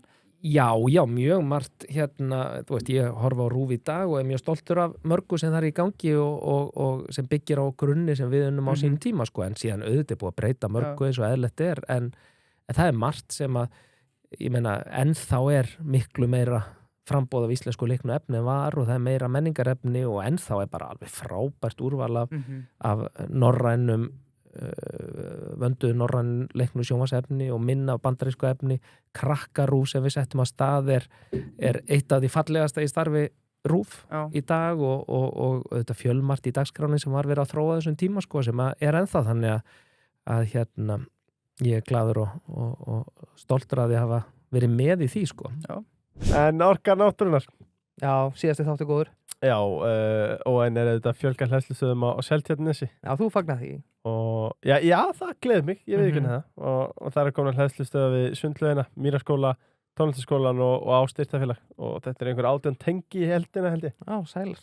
Þannig að okkar maður Árni, hann er að kukka. Hann er kukkin. Giggó, þeir eru með tips vikunar. Já. Það er sama í síðustu viku. Já. Settu fram raunhafa verðhugmynd. Já. Af því að ef verður tilbúið hljómar og gott til að vera satt, þá er það líklega þannig. Og skoða sambærlega dæmi, passa það tilbúið við fyriröfn og tíman sem verkið tekur. Skoða umsagnirnar líka, hjá aðalann sem varst að Já, en aftur bara, þú veist, að við erum að koma að því hvað Smári gera berst mikið fyrir neytendahag.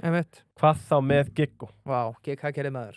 Já, þú veist, hversu oft hefur maður lent í því, já, ekkert mál, kem eftir 6 vikur. Og hvað gerir svo? Heyrðu, ég var múin að gleyma þér. Talaði með eftir 4. Nei, þessi kemur á morgun, sko. Giggó er búið að útrýma þessu. Það er bara öll verktaka, stjörningjöf, verð, allt upp á borðum, græðið svo skot. Giggó, I love you. Yes. Svo er það Elko. Og það er ný MacBook 12 á leiðinni. Já, sælar. Og Birkir, veistu hvað er þetta nálgast slíkan greip? Sko, það er líklega í Elko-inni Lindunum til dæmis, eða Elko í Skeifunni. Nú eða takk þetta í Leifstöð. Já, nú er ég seltindingur og myndi auðvitað mæla með grandarum. Já, það. Svo er það skemmtilega, þeir eru með uppgerðan iPhone. Þetta er umhverfisvænt. Já. En svo, ef þið vantar Lego eða hvaða ráftæki sem vantar þið þvottavél. Ég fór í uppþvottavél daginn, kaffivélar, alvöru góðar kaffivélar, sko. Skyndi myndi vera, nefndu það bara, snjallur og búna. Elko eru með þetta allt saman reiðum höndum. Þú voru að detta lið sem að ég persónulega var mjög spenntur fyrir. Já. Aftur í heimahönni. Þú ert prakkari. Já, það til. Það orðaði þú sért svolítið prakkari, sko. Ég er á eina sem að ég vonast til þess að draga upp úr þér, en ef ekki þá kem ég með hana samt, sko. Mér langar að spyrja, áttu einhverja skemmtilega hrekki fyrir okkur og já, við byrjum bara á því sem þú tekið. Ein vel opin. Já, ein vel opin. Oh my god, sko. Ætlar að hinta hann eitthvað eða? Sko, já, ég hef nú alveg gaman bara í góðröfinu að hópa að gera eitthvað grín og svona. Ég held reyndar að það verið eitthvað aðeins minkað með árunum. Þetta er kannski ágætis áminningum að fara að bæta mig í því, sko, gera meira því að það er nú gaman að grínast. Ég er bara ég er illa blanko þegar þú segir þetta, sko. Ef það berum eitthvað. Já, nefnilega til að koma þar að stað, sko. Ok.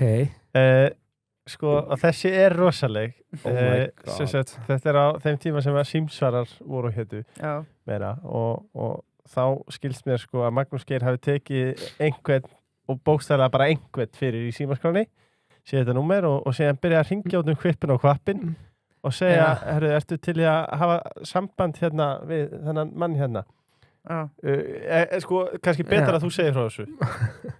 Þetta var nú bara unglingsárum, þetta mjög gamall grín, sko. Þetta var náttúrulega fyrir tíma GSM símana og þetta var, þetta svona svolítið úthugsað grín, sko.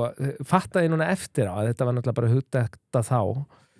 Já, þetta var basically þannig að það var gamla símaskráin náttúrulega og við fundum nafn á manni sem að var eitthvað, Helgi Jónsson eða eitthvað og svo fundum við fullt af mönnum sem að hétu Þórður eitthvað og voru allir verslunamenn eða kaupmenn eða eitthvað svona.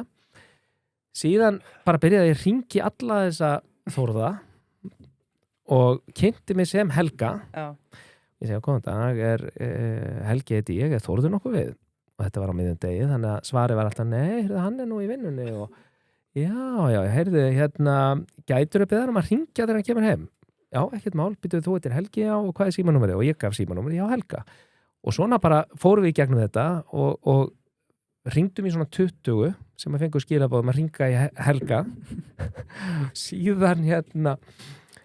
Síðan sko var þetta í raun ekkert meira nema svo bara gat ég ímynda mér hvað gerðist þegar að fyrsti Þórður hringir og segir, já, góðan dag, Þórður heiti ég, er Helgi við? Jú, þetta er Helgi.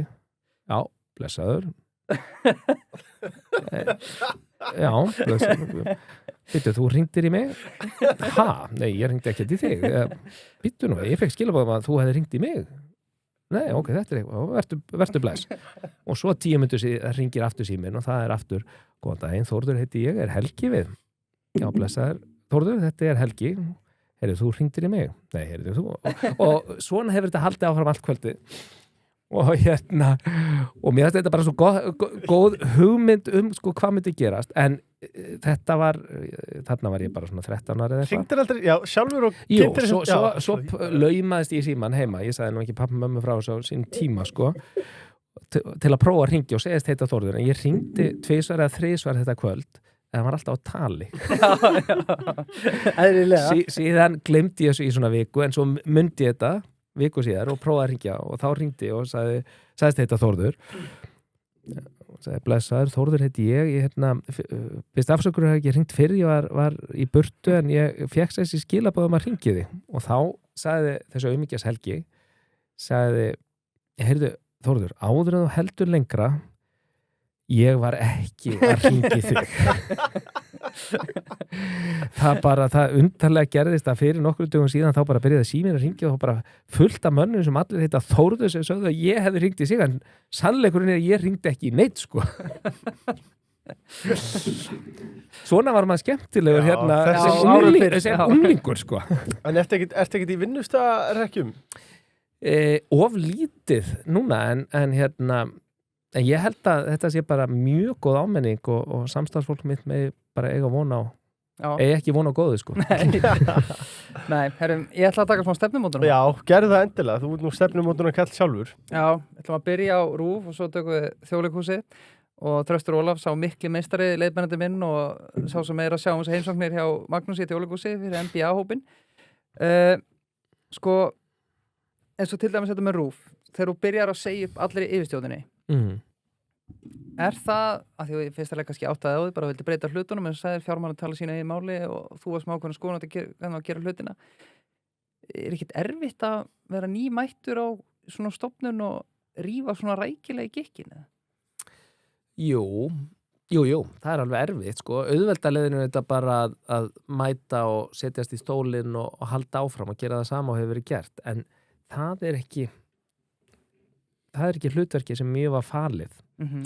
Þú veit, ég og þegar maður kemur þessi leiðtogi þá þarf maður að horfa á bara stöðun eins og hún er, horfast í augu við staðrendir og síðan að leggja upp eitthvað plan og vinna það með einhverju teimi og sækja til þessu umboð að hrinda því í framkvæmd og svona.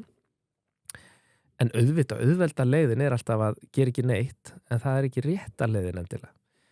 Og svo er þetta bara breytilegt eftir aðstæðum. Þú veist, þetta var það sem að mér fannst nauðsynlegt að gera á RÚV en þetta er ekki, ég hef ekki gert þetta svona á öðrum stöðum ekki svona afgerandi sko. Nei, sko líka, ég myndi halda að þú hefði fengið dálítið kannski bara starfsfólk með þér í lið þegar þú, eða hvað, þú kannski svaraði, þú veist, fær maður starfsfólk með sér í lið þegar maður tekur svona ákvarðanir snemma þegar þú tekið við? Ef að fólk upplifir að séu réttar ákvarðanir, já.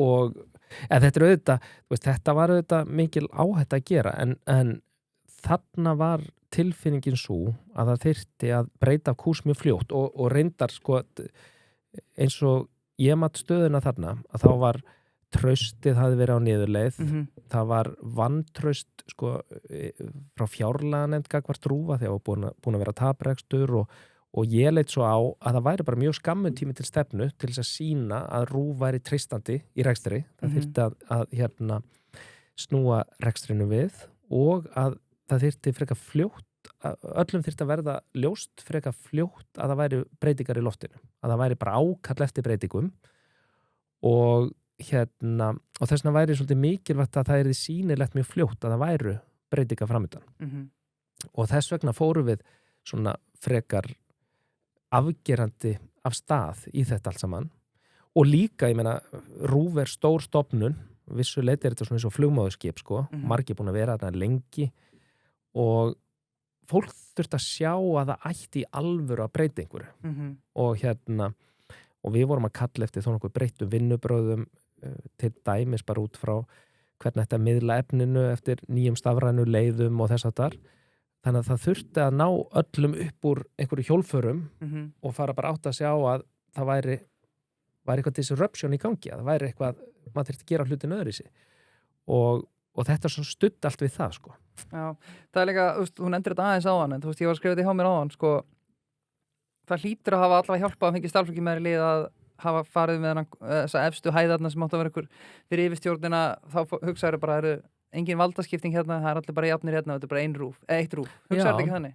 Jú, það var partur af því sko, það var klárlega og ég meina mér hugnast það bara ekki að þetta það sé mikil aðgreining og svo sama tíma þá vantaði RÚV aukna tekjur og læri rekstrakostnað og þetta stuðlaði að því á sama tíma og það var þetta samin á hópinn á sama tíma var þetta endurskipuleggja svona flæðið milli ólíkra þátta í starfsemi RÚV bara við það að vera að færa okkur til innan hússins og það er ágætis leið til þess að fólk finni á eigin skinni á hverjum einasta degi að hlutin séu að breytast að færa starfsemina til innan hús sko. Og bara eitt lítið dæmi af því að ég nefndi á þann að ég hefði upplifað að þetta væri ekki eitt RÚV heldur bara fullt af litlum svona sellum og það voru litla deildir og allir með sína litlu kaffistofu með vondu súru kaffi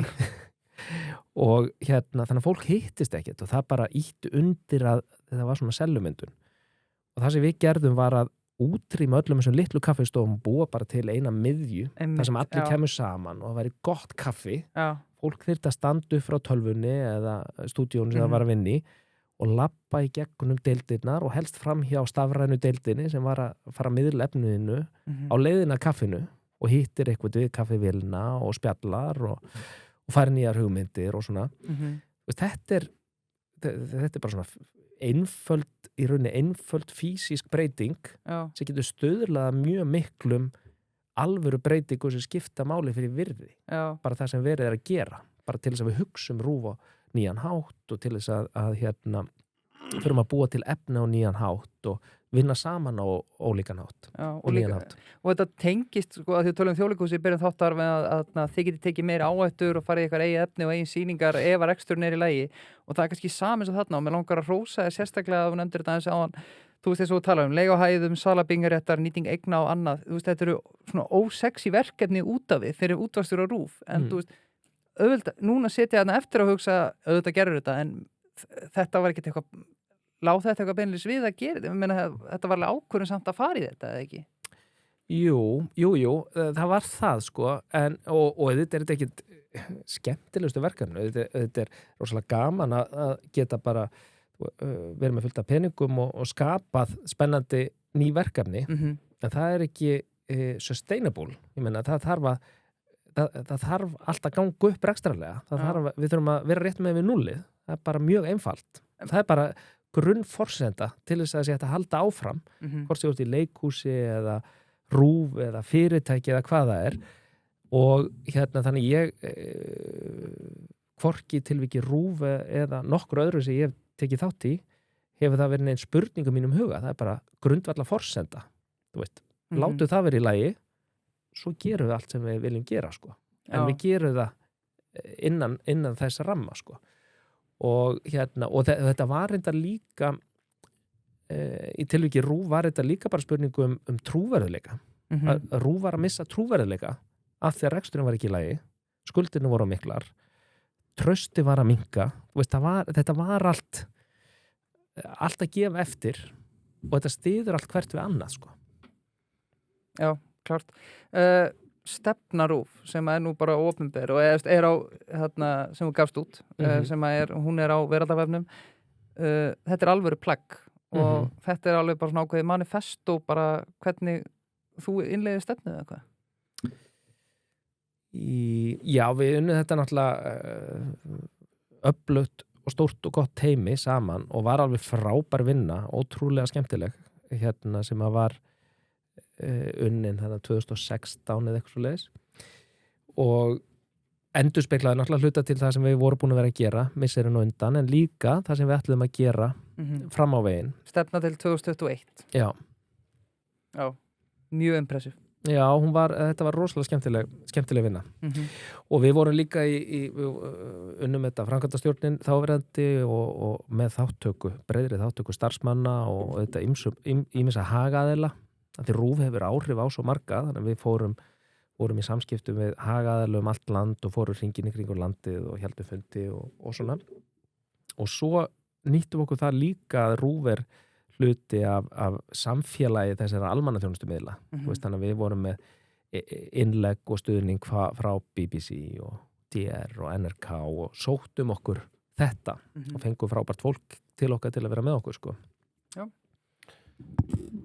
Það erum við held ég bara komnir að loka liðin sem eru riddarspurningarnar sem eru aðsenda spurningar frá hlustendum. Já. Og það hefur eitthvað klikkað í stefnunni hjá Chess Dark, við þurfum að fá Magnús Geir til þess að fara yfir þetta því að það er í stefnunni Chess Dark að við reynum að lesa allar riddarspurningar nema þessu ómaglegar. Já.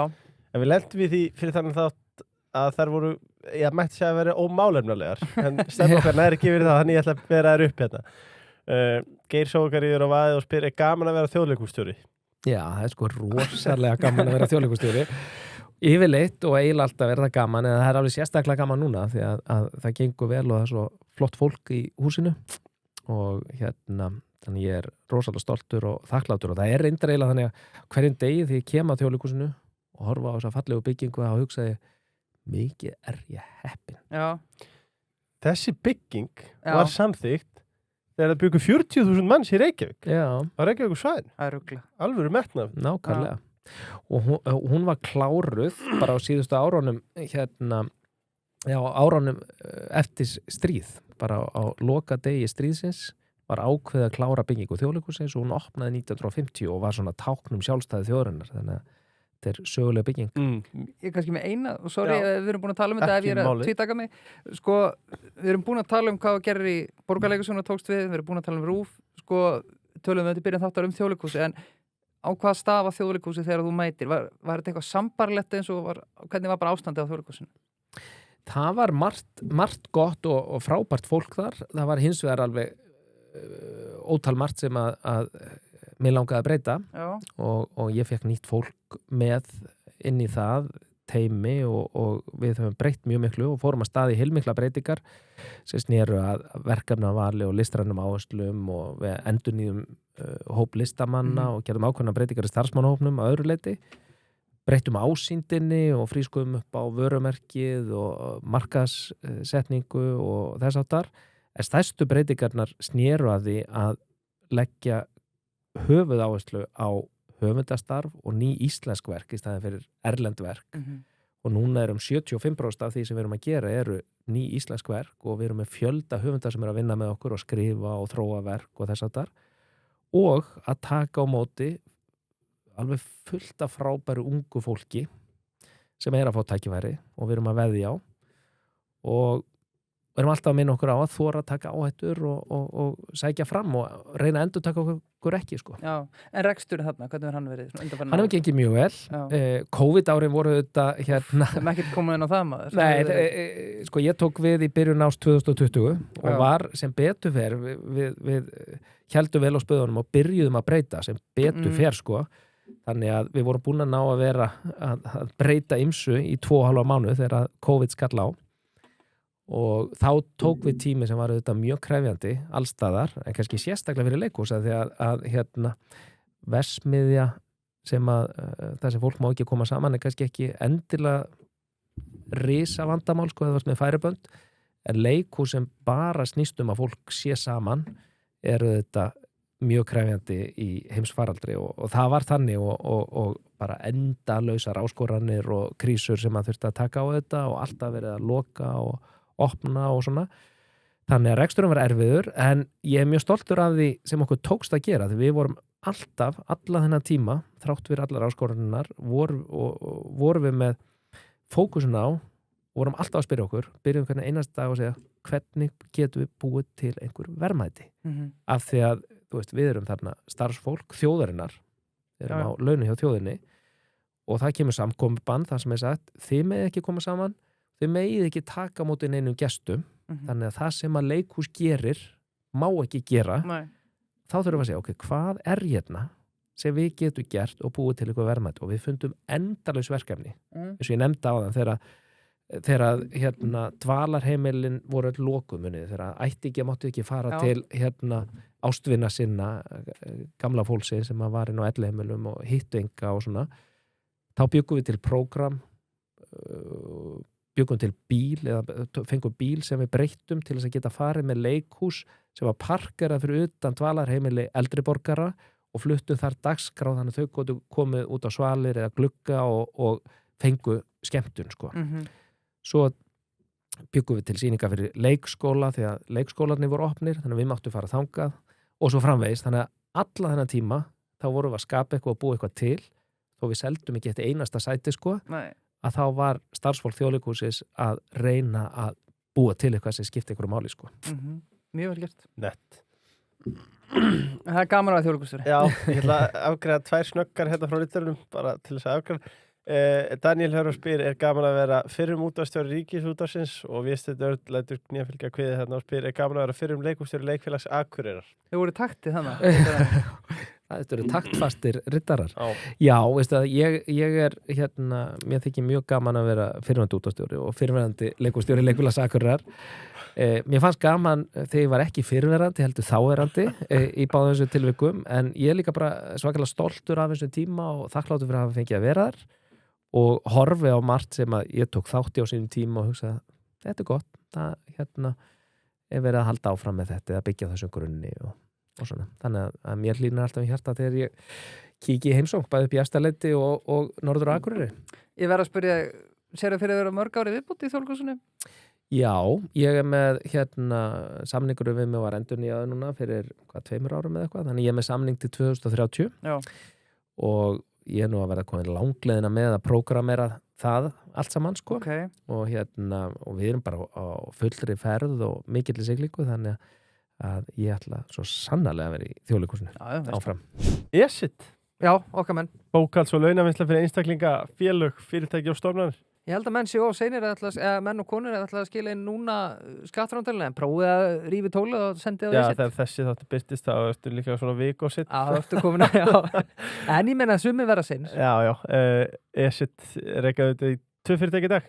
Esit Virtus og Esit Bókað. Sér af þessi í bókaldi, launavillu, skattskilum og hvers konar ekstra ráðgjöf.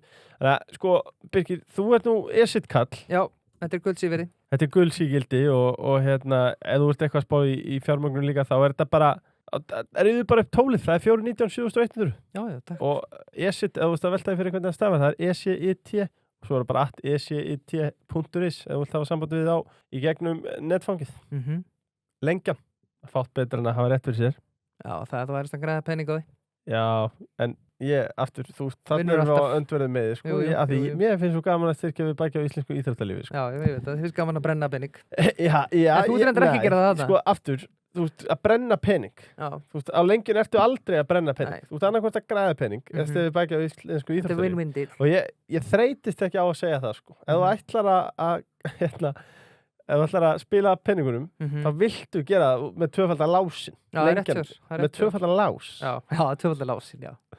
David Jones, Choco Dit Vá, sælar. Plastumbúðunar, helviti góðar. Sko, ég segi bara, nú er golfsísson að fara að byrja verið með David Jones sem millimál í golfbókanum góða. Nú ef þið eru að fá gesti í heimsókn eða á viðskiptafundið annað, þá er það Chocolate Já, stöðunar. vá, erum við að tala um bara að vera með sour cola bara í golfpókan Ég held það. Já, Gott ég veit að Haraldur Franklín, besti golfari okkar á samt Guðmund Ágústi Já, þeir eru báðir döðlukallar þeir hafa báðir slýsast til þess að setja döðlupóka eða 2 í setti já, en það gengur vel í það. Jú, það gengur vel Frumeri, Já, allir að drífa sig, sko. þú ert að drífa þig Allir með 3 etastæð. Starkaði Pétursson spyr er ekki komin tími á Sweeney Todd aftur? Já, þetta er smekk maður. Sweeney Todd er frábær söngleikur eða ópera. Þetta er svona eitt af þessu verku sem er eiginlega á mörkunum og ég leikstýrði Sweeney Todd fyrir íslensku óperuna 2004.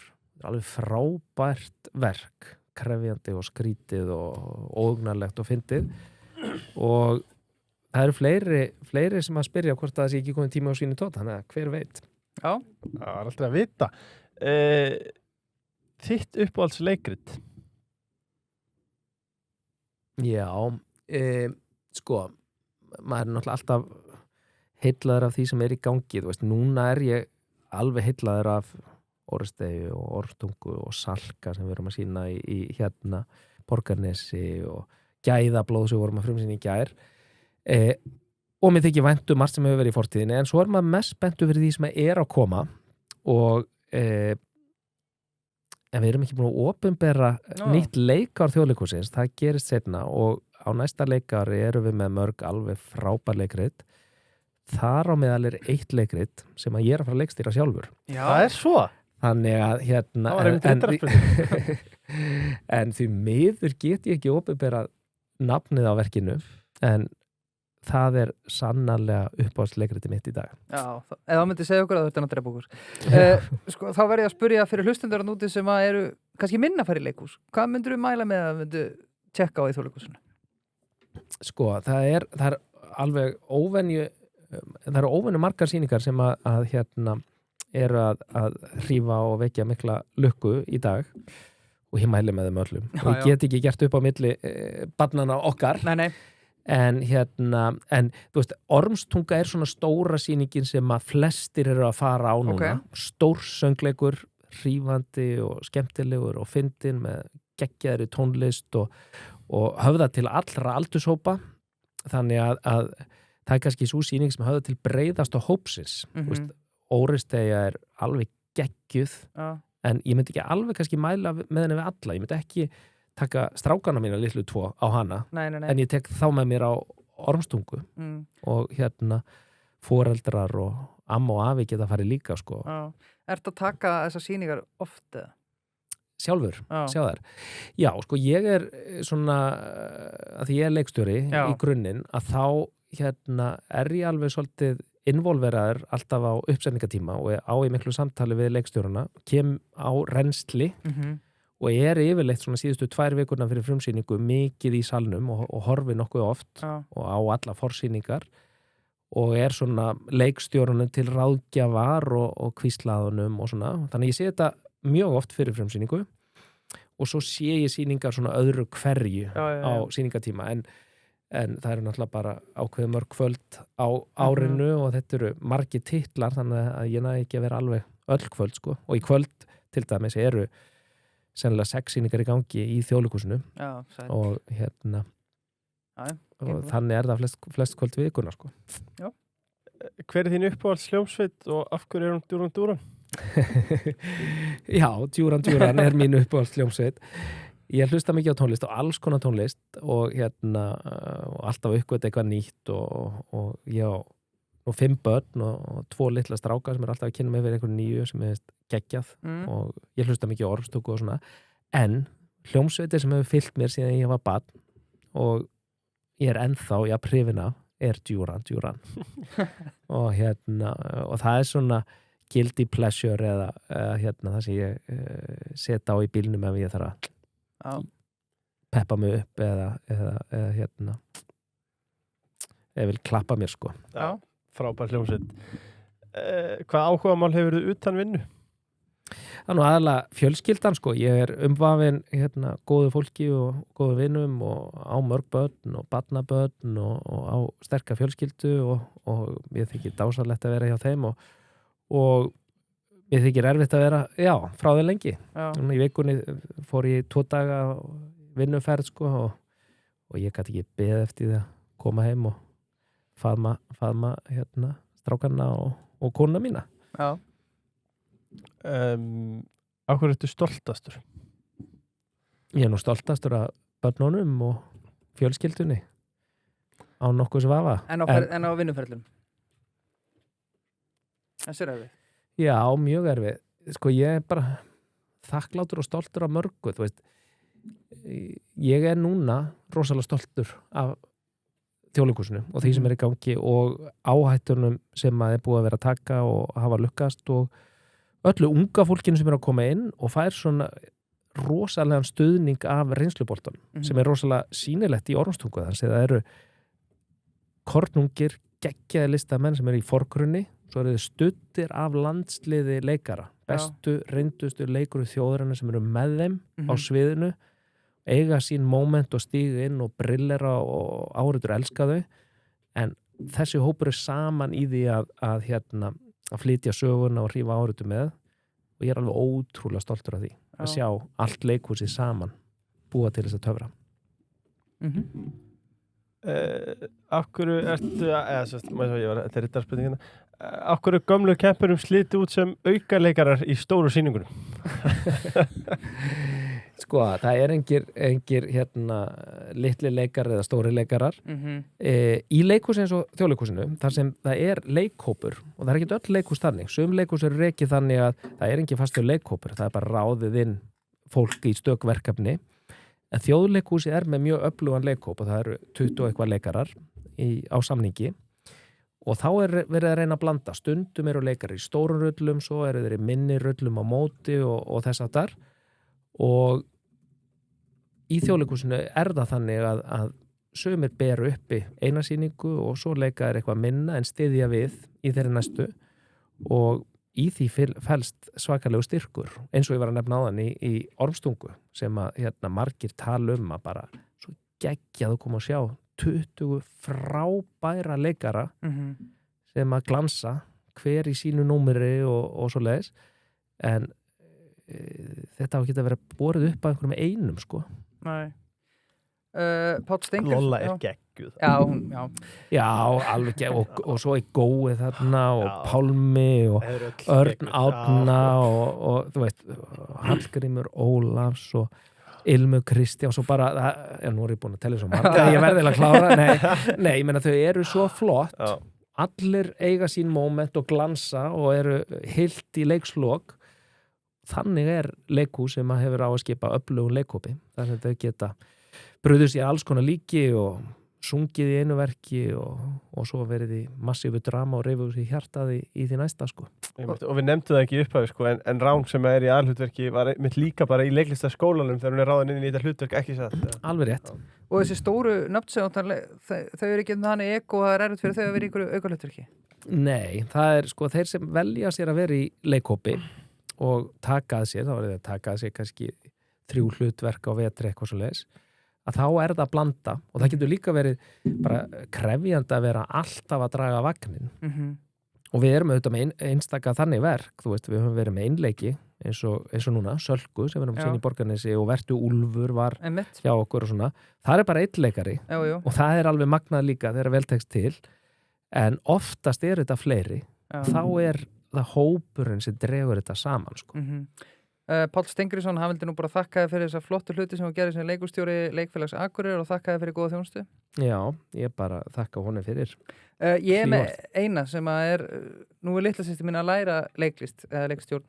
Sko, mér langar að spyrja þig sko fyrir yngri hlustendar hann úti, þú veist, hvetur þið ungt fólk til að leggja leiklist fyrir sig, pabbi minn er gamall verkfræðingur, segir þetta sé ekki fyrir sjáanlega tekjur, þetta sé harður heimur og hvað myndir þú segja við ungt fólk og hvað segir við syni þína til dæmis? Já, ég segi bara fylgdu hjartanu, gerðu það sem þið langar að gera og ef við ætlum alltaf að vera eitthvað rosalega skynsum og reyna að fara öruggustu leiðina að það getur bara leitt til þess að við séum ekki gera neitt sem að við höfum ástríðu fyrir og það getur ekki skilað góðum árangri sko. Og ég meina þetta er bara eins og ég var að nefna varðandi leikhúsi sjálft sko. Þú veist, þegar við erum í verkefnavalinu ef við fyrum að vera þá hrædd og ætlum að fara að velja eitthvað sem hefur verið gert áður og gekk rosalega vel alla líkur á það klikki. Þú veist, áhorfendur þau vilja finna eitthvað sem er spennandi og körrent og nýtt og hættulegt og virkar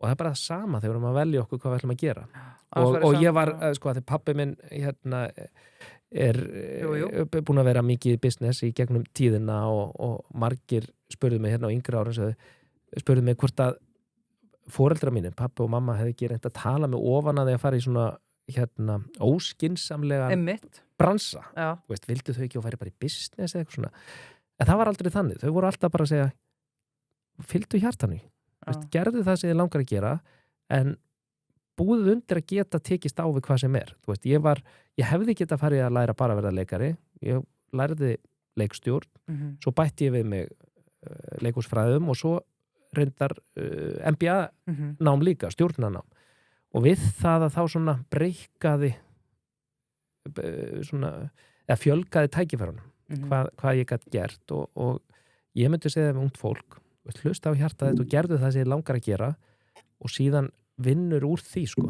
En veist, það er alveg krefjandi starfsumhverfi að vera leikari það eru mjög margir leikarar á Íslandi og margir eru ekki með fast atvinnu eða vaðandi í launuðum verkefnum sko. En þá þurfum við að finna einhver aðra leið og vera með plan B kannski já og bara leita leið og gera eitthvað sjálfur Klárt, hérna er nafnlaus ritari sem segir fannst þér vera vinstri slagsíða í fréttaflutningi Fréttastofu RÚV þegar þú varst útvarpsstjóri? Nei, mér fannst Fréttastofa RÚV og finnst hún oftast vera virkilega vönduð og kappkosta að sinna sínu hlutverki sem er að veita stjórnvöldum og ríkjandi öflum hverju sinni, atvinnulífi og annars staðar, aðhald og langoftast að þá teksta mjög vel og bæði þá og nú en auðvitað í mikilli og flókinni starfsemi að þá gengur okkur misjaflega vel frá einu degi til annað sko en heilt yfir finnst mér RÚV standa sig gríðarlega vel hvað þetta varðar og gerði það á sín tíma sannarlega. Já, önnur nafnlaus, hverju mun viðbygging við Þjóðleikhúsið breyta fyrir starfsemi leikhúsins? Hún mun breyta alveg svakalega miklu af því að eins og Leifur nefndi áðan að þá var Þjóðleikhúsið byggt þegar að íbúar á höfuðborgarsvæðinu voru margfalt minni færri en þeir eru í dag og það hefur alltaf vantað svið nummer 2. Stóra sviðið er 500 manna svið og svo erum við með pínu lítinn svartan kassa sem heitir Kassin og okkur hefur vantað þetta millisvið sem flest leikhús af sambarlegu tægi út í heimi hafa og það er búið að tala um þetta í 40 ár af því að þetta hefur vantað og ríkisstjórnin ákvað sem betur fer á liðnu ári að ráðast í þessa nýbyggingu og nú er verið að vinna svona frumathugun og svo hönnun fyrir þessa byggingu til að hún geti opnað árið 2030 og það sem að mun gerast í fyrsta lagi bara aukast tækifæri leikhússins til þess að setja upp vandaðari og öflugri sýningar en flöskuhálsin sem er bara sætafjöldin honum verður eitt, þannig að okkur mun það verður að sköpu tækifæri fyrir okkur til þess með núverandi leikhópi og öllum stóðdildónum sem er að framleiða leikmyndbúninga og allt þetta ná að gera sýningar sem ná til fleiri áhorfenda og þar með skapa meira virði. Þröstur Ólaf spyr tímalína þegar þú ert að móta stefnu, hvað þarf það að gera strax og hvað má taka lengri tíma? Já, það er nú breytilegt hvaða er nákvæmlega, en maður þarf að auðvitað greina þetta og að því við vorum nú að tala um RÚV áðan svona í nokkuð miklu smáatriðum, þannig að það voru ákveðin hluti sem ég fannst gríðarlega mikilvægt að ráðast í strax til þess að byggja upp trúverðuleika og byggja undir stóra breytingar sem tækju lengri tíma og á þeim tímapunkti fannst mér ekki skynsalegt að fara mjög rólega af stað og fara í langa og mikla stefnumótuna vinnu með þáttöku endalausra aðila, af því að mín tilfinning var að þá myndi mómenti glatast, þetta breytingamóment sem var að byrja, og trúverðuleikin myndi minnka og þar með möguleikin á stórum breytingum verða minni. Þannig að þar settum við upp tímalínu mjög afgerandi breytingar strax, þar sem við sáum vorum vissum að ætti að breyta strax til þess að auka trúverðuleika og undirbyggja eða búa til aðstæður til þess að geta svo farið í svona dýpri stefnumótuna vinnu með breiðari þáttöku og þáttöku fleiri aðila til þess að festa fyrir breytingar í sessi, byggja onaðar og svo styrkja RÚV til framtíðar sko. Þannig að það er mikilvægt að vera meðvitaður hvað er hægt að gera strax, hvað þarf meiri tíma og byggja upp einhverja svona skynsamlega tímalínu fyrir það. Já, mjög gott. Hann heldur áframleitur Knefika kviði, við erum alveg að slúta hérna. Hann segir hvernig þú viðheldur stefnu, hversu uppfærður stefnu, ertu einn í þessu eða með starfsfélögum eða stjórn eða öðrum? Já, við það er nú kannski svolítið breytilegt eftir hvar maður sko, hvað það er verið að uppfæra stefnuna fljótt og reglulega. En það er auðvitað þannig að stefna er unnin, svo er hún kynnt og svo er byrjað að vinna eftir henni og þá er aðgerða áætlun og verið að fylgja eftir því sem að stefnan segir og síðan byrja hlutir auðvitað að breytast að þetta er alltaf síbreytilegt umhverfi sem við erum í og þá þarf að uppfæra stefnuna. Það þarf ekki endilega að vera þannig að það sé gert með sko lúðra þitt og látum að segja hér er komin hálf ári síðar er komin ný stefna eða alveg uppfærð stefna en það þarf að vera eitthvað innbyggt í aðgerðar áætlunum þannig að það sé hægt að jústera hlutina til og uppfæra aðgerðirnar eða breyta tímasetningum eða eitthvað þess áttar. Þannig að það er ekkert einhlít svar við því sko en það er auðvitað mikilvægt í svona stefnumótunarvinnu að hún sé unnin með þáttöku sem flestra, þannig að það sé sem breiðast eignarhald, að því að þegar kemur að innleiðingunni þá er það auðvitað fólkið sem að mun innleiða þetta. Það er ekki bara einhver eitt stjórnandi eða eitthvað lítið eða þröngt stjórnandi teymi sem mun innleiða stefnuna, heldur er það starfsfólkið allt og þá er auðvitað mun líklega til árangurs að sem flesti þeirra hafi komið að því að búa til stefnu og viti þess að af hverju á að gera hlutina en ekki bara hvaða hluti á að gera sko. Mjög gott, ég er svo mikið að vera hlusta hann þátt aftur sko. Loka spurningi frá honum ég ætla að gripa Magnús Geir, tekur alveg fyrir það í framtíðinu að fara í pólitík? Vá, hvað verður gaman? Ég er ekki með nokkur áformið það. Hann á lokaspurningar Þröstur. Takk Þröstur fyrir frábæra spurningar. Hann virðist oft gera veigamikla breytingar á stefnu og svo ansi hraustlegar innleiðingar. Er alltaf þörf á því eða hefur þetta verið tilviljun að hann hafi tekið við búum sem ekki voru í góðu ástandi? Ég held að það sé ekki alltaf þörf á því en mjög oft er þörf á því og maður þarf að greina það og vera þá óhræddur við að fara í þær breytingar sem það þarf að fara í. En síðan er það líka þannig að það er það felst kraftur í hreyfingu og það felst kraftur í breytingum. Og yfirleitt þegar nýr stjórnandi kemur inn að þá er eitthvað svona moment sem er hægt að nýta og búa til eitthvað kraft úr og það er glata tækifæri ef maður kemur inn og gerir enga breytingar af því það er alltaf eitthvað sem að gæti verið gott að breyta, stundum lítið, stundum mikið þannig að almennt að þá held ég að það sé gagnlegt að horfa á það þegar maður er nýr á nýjum stað eða eitthvað þess að horfa á hvað er skynsamlegt að gera en ekki bara gera ráð fyrir að status quo sé endilega staðurinn. Og svo er annað sem að mér finnst alltaf gott að minna mig á og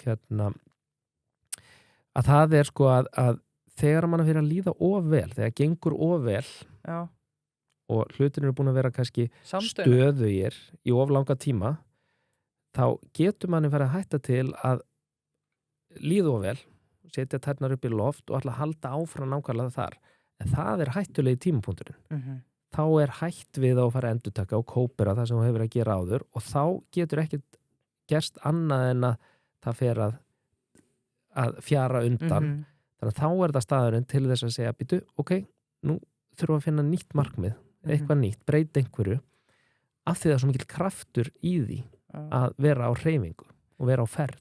og eins og þú segir líka bara, þú veist, ef það er einhver tíma sem er momentum til að breyta, þá er það líklega þegar þú ert að koma nýr inn með ný og fesk augu, það er einhver ástæða fyrir að vera að ráða þig inn, annars hefði bara haldið gamla og áður nú verður kannski samdauna því sem er bara í gangi og segir og það sé bara eðlilegt. Já, algjörlega og ég hugsa það sjálfur og hef sagt það þegar að ég er að fá nýtt samstagsfólk. Nú vorum við að gera skipulagsbreytingar í Þjóðleikhúsinu núna fyrir áramót og við vorum að fá nýtt frábært fólk inn í teymið sem tengist því að við erum að Þjóðleikhúsið er að stækka, við erum að taka við óperu sem verður hluti af Þjóðleikhúsinu og svo erum við að fara í þessa nýju byggingu og svona, þannig að við gerðum skipulagsbreytingar á grundvelli nýlegra stefnu og erum að fá frábært nýtt fólkinn með okkur í stjórnendastöður og svona og ég nefndi við þau eins og ég minni sjálfa mig á þegar maður er að koma að einhverju nýju að bara vera með lista og vera allt og fyrirsögnin er bara allt sem ég finnst skrítið.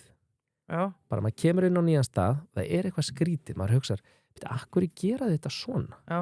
Eða akkur fæ ég ekki upplýsingar þetta, eða akkur og af því að svona fyrstu 100 dagana, þá ert að sjá allar þessa hluti, síðan eftir það, þá bara hafa þið bara verið svona, þér hætti til þess að halda áfram að gera það svona, en þú ert með einhver alveg fersk auga á þetta fyrst, og þetta getur ekkit brugðist við öllu og breytt öllu strax, en það er eitthvað sem hún sérð, þannig að í það minnsta punktaði það niður, þú getur akta á eitthvað að því alveg strax, en svo áttu listan, svo ferði í hann þegar hérna þú ert hættur að sjá það.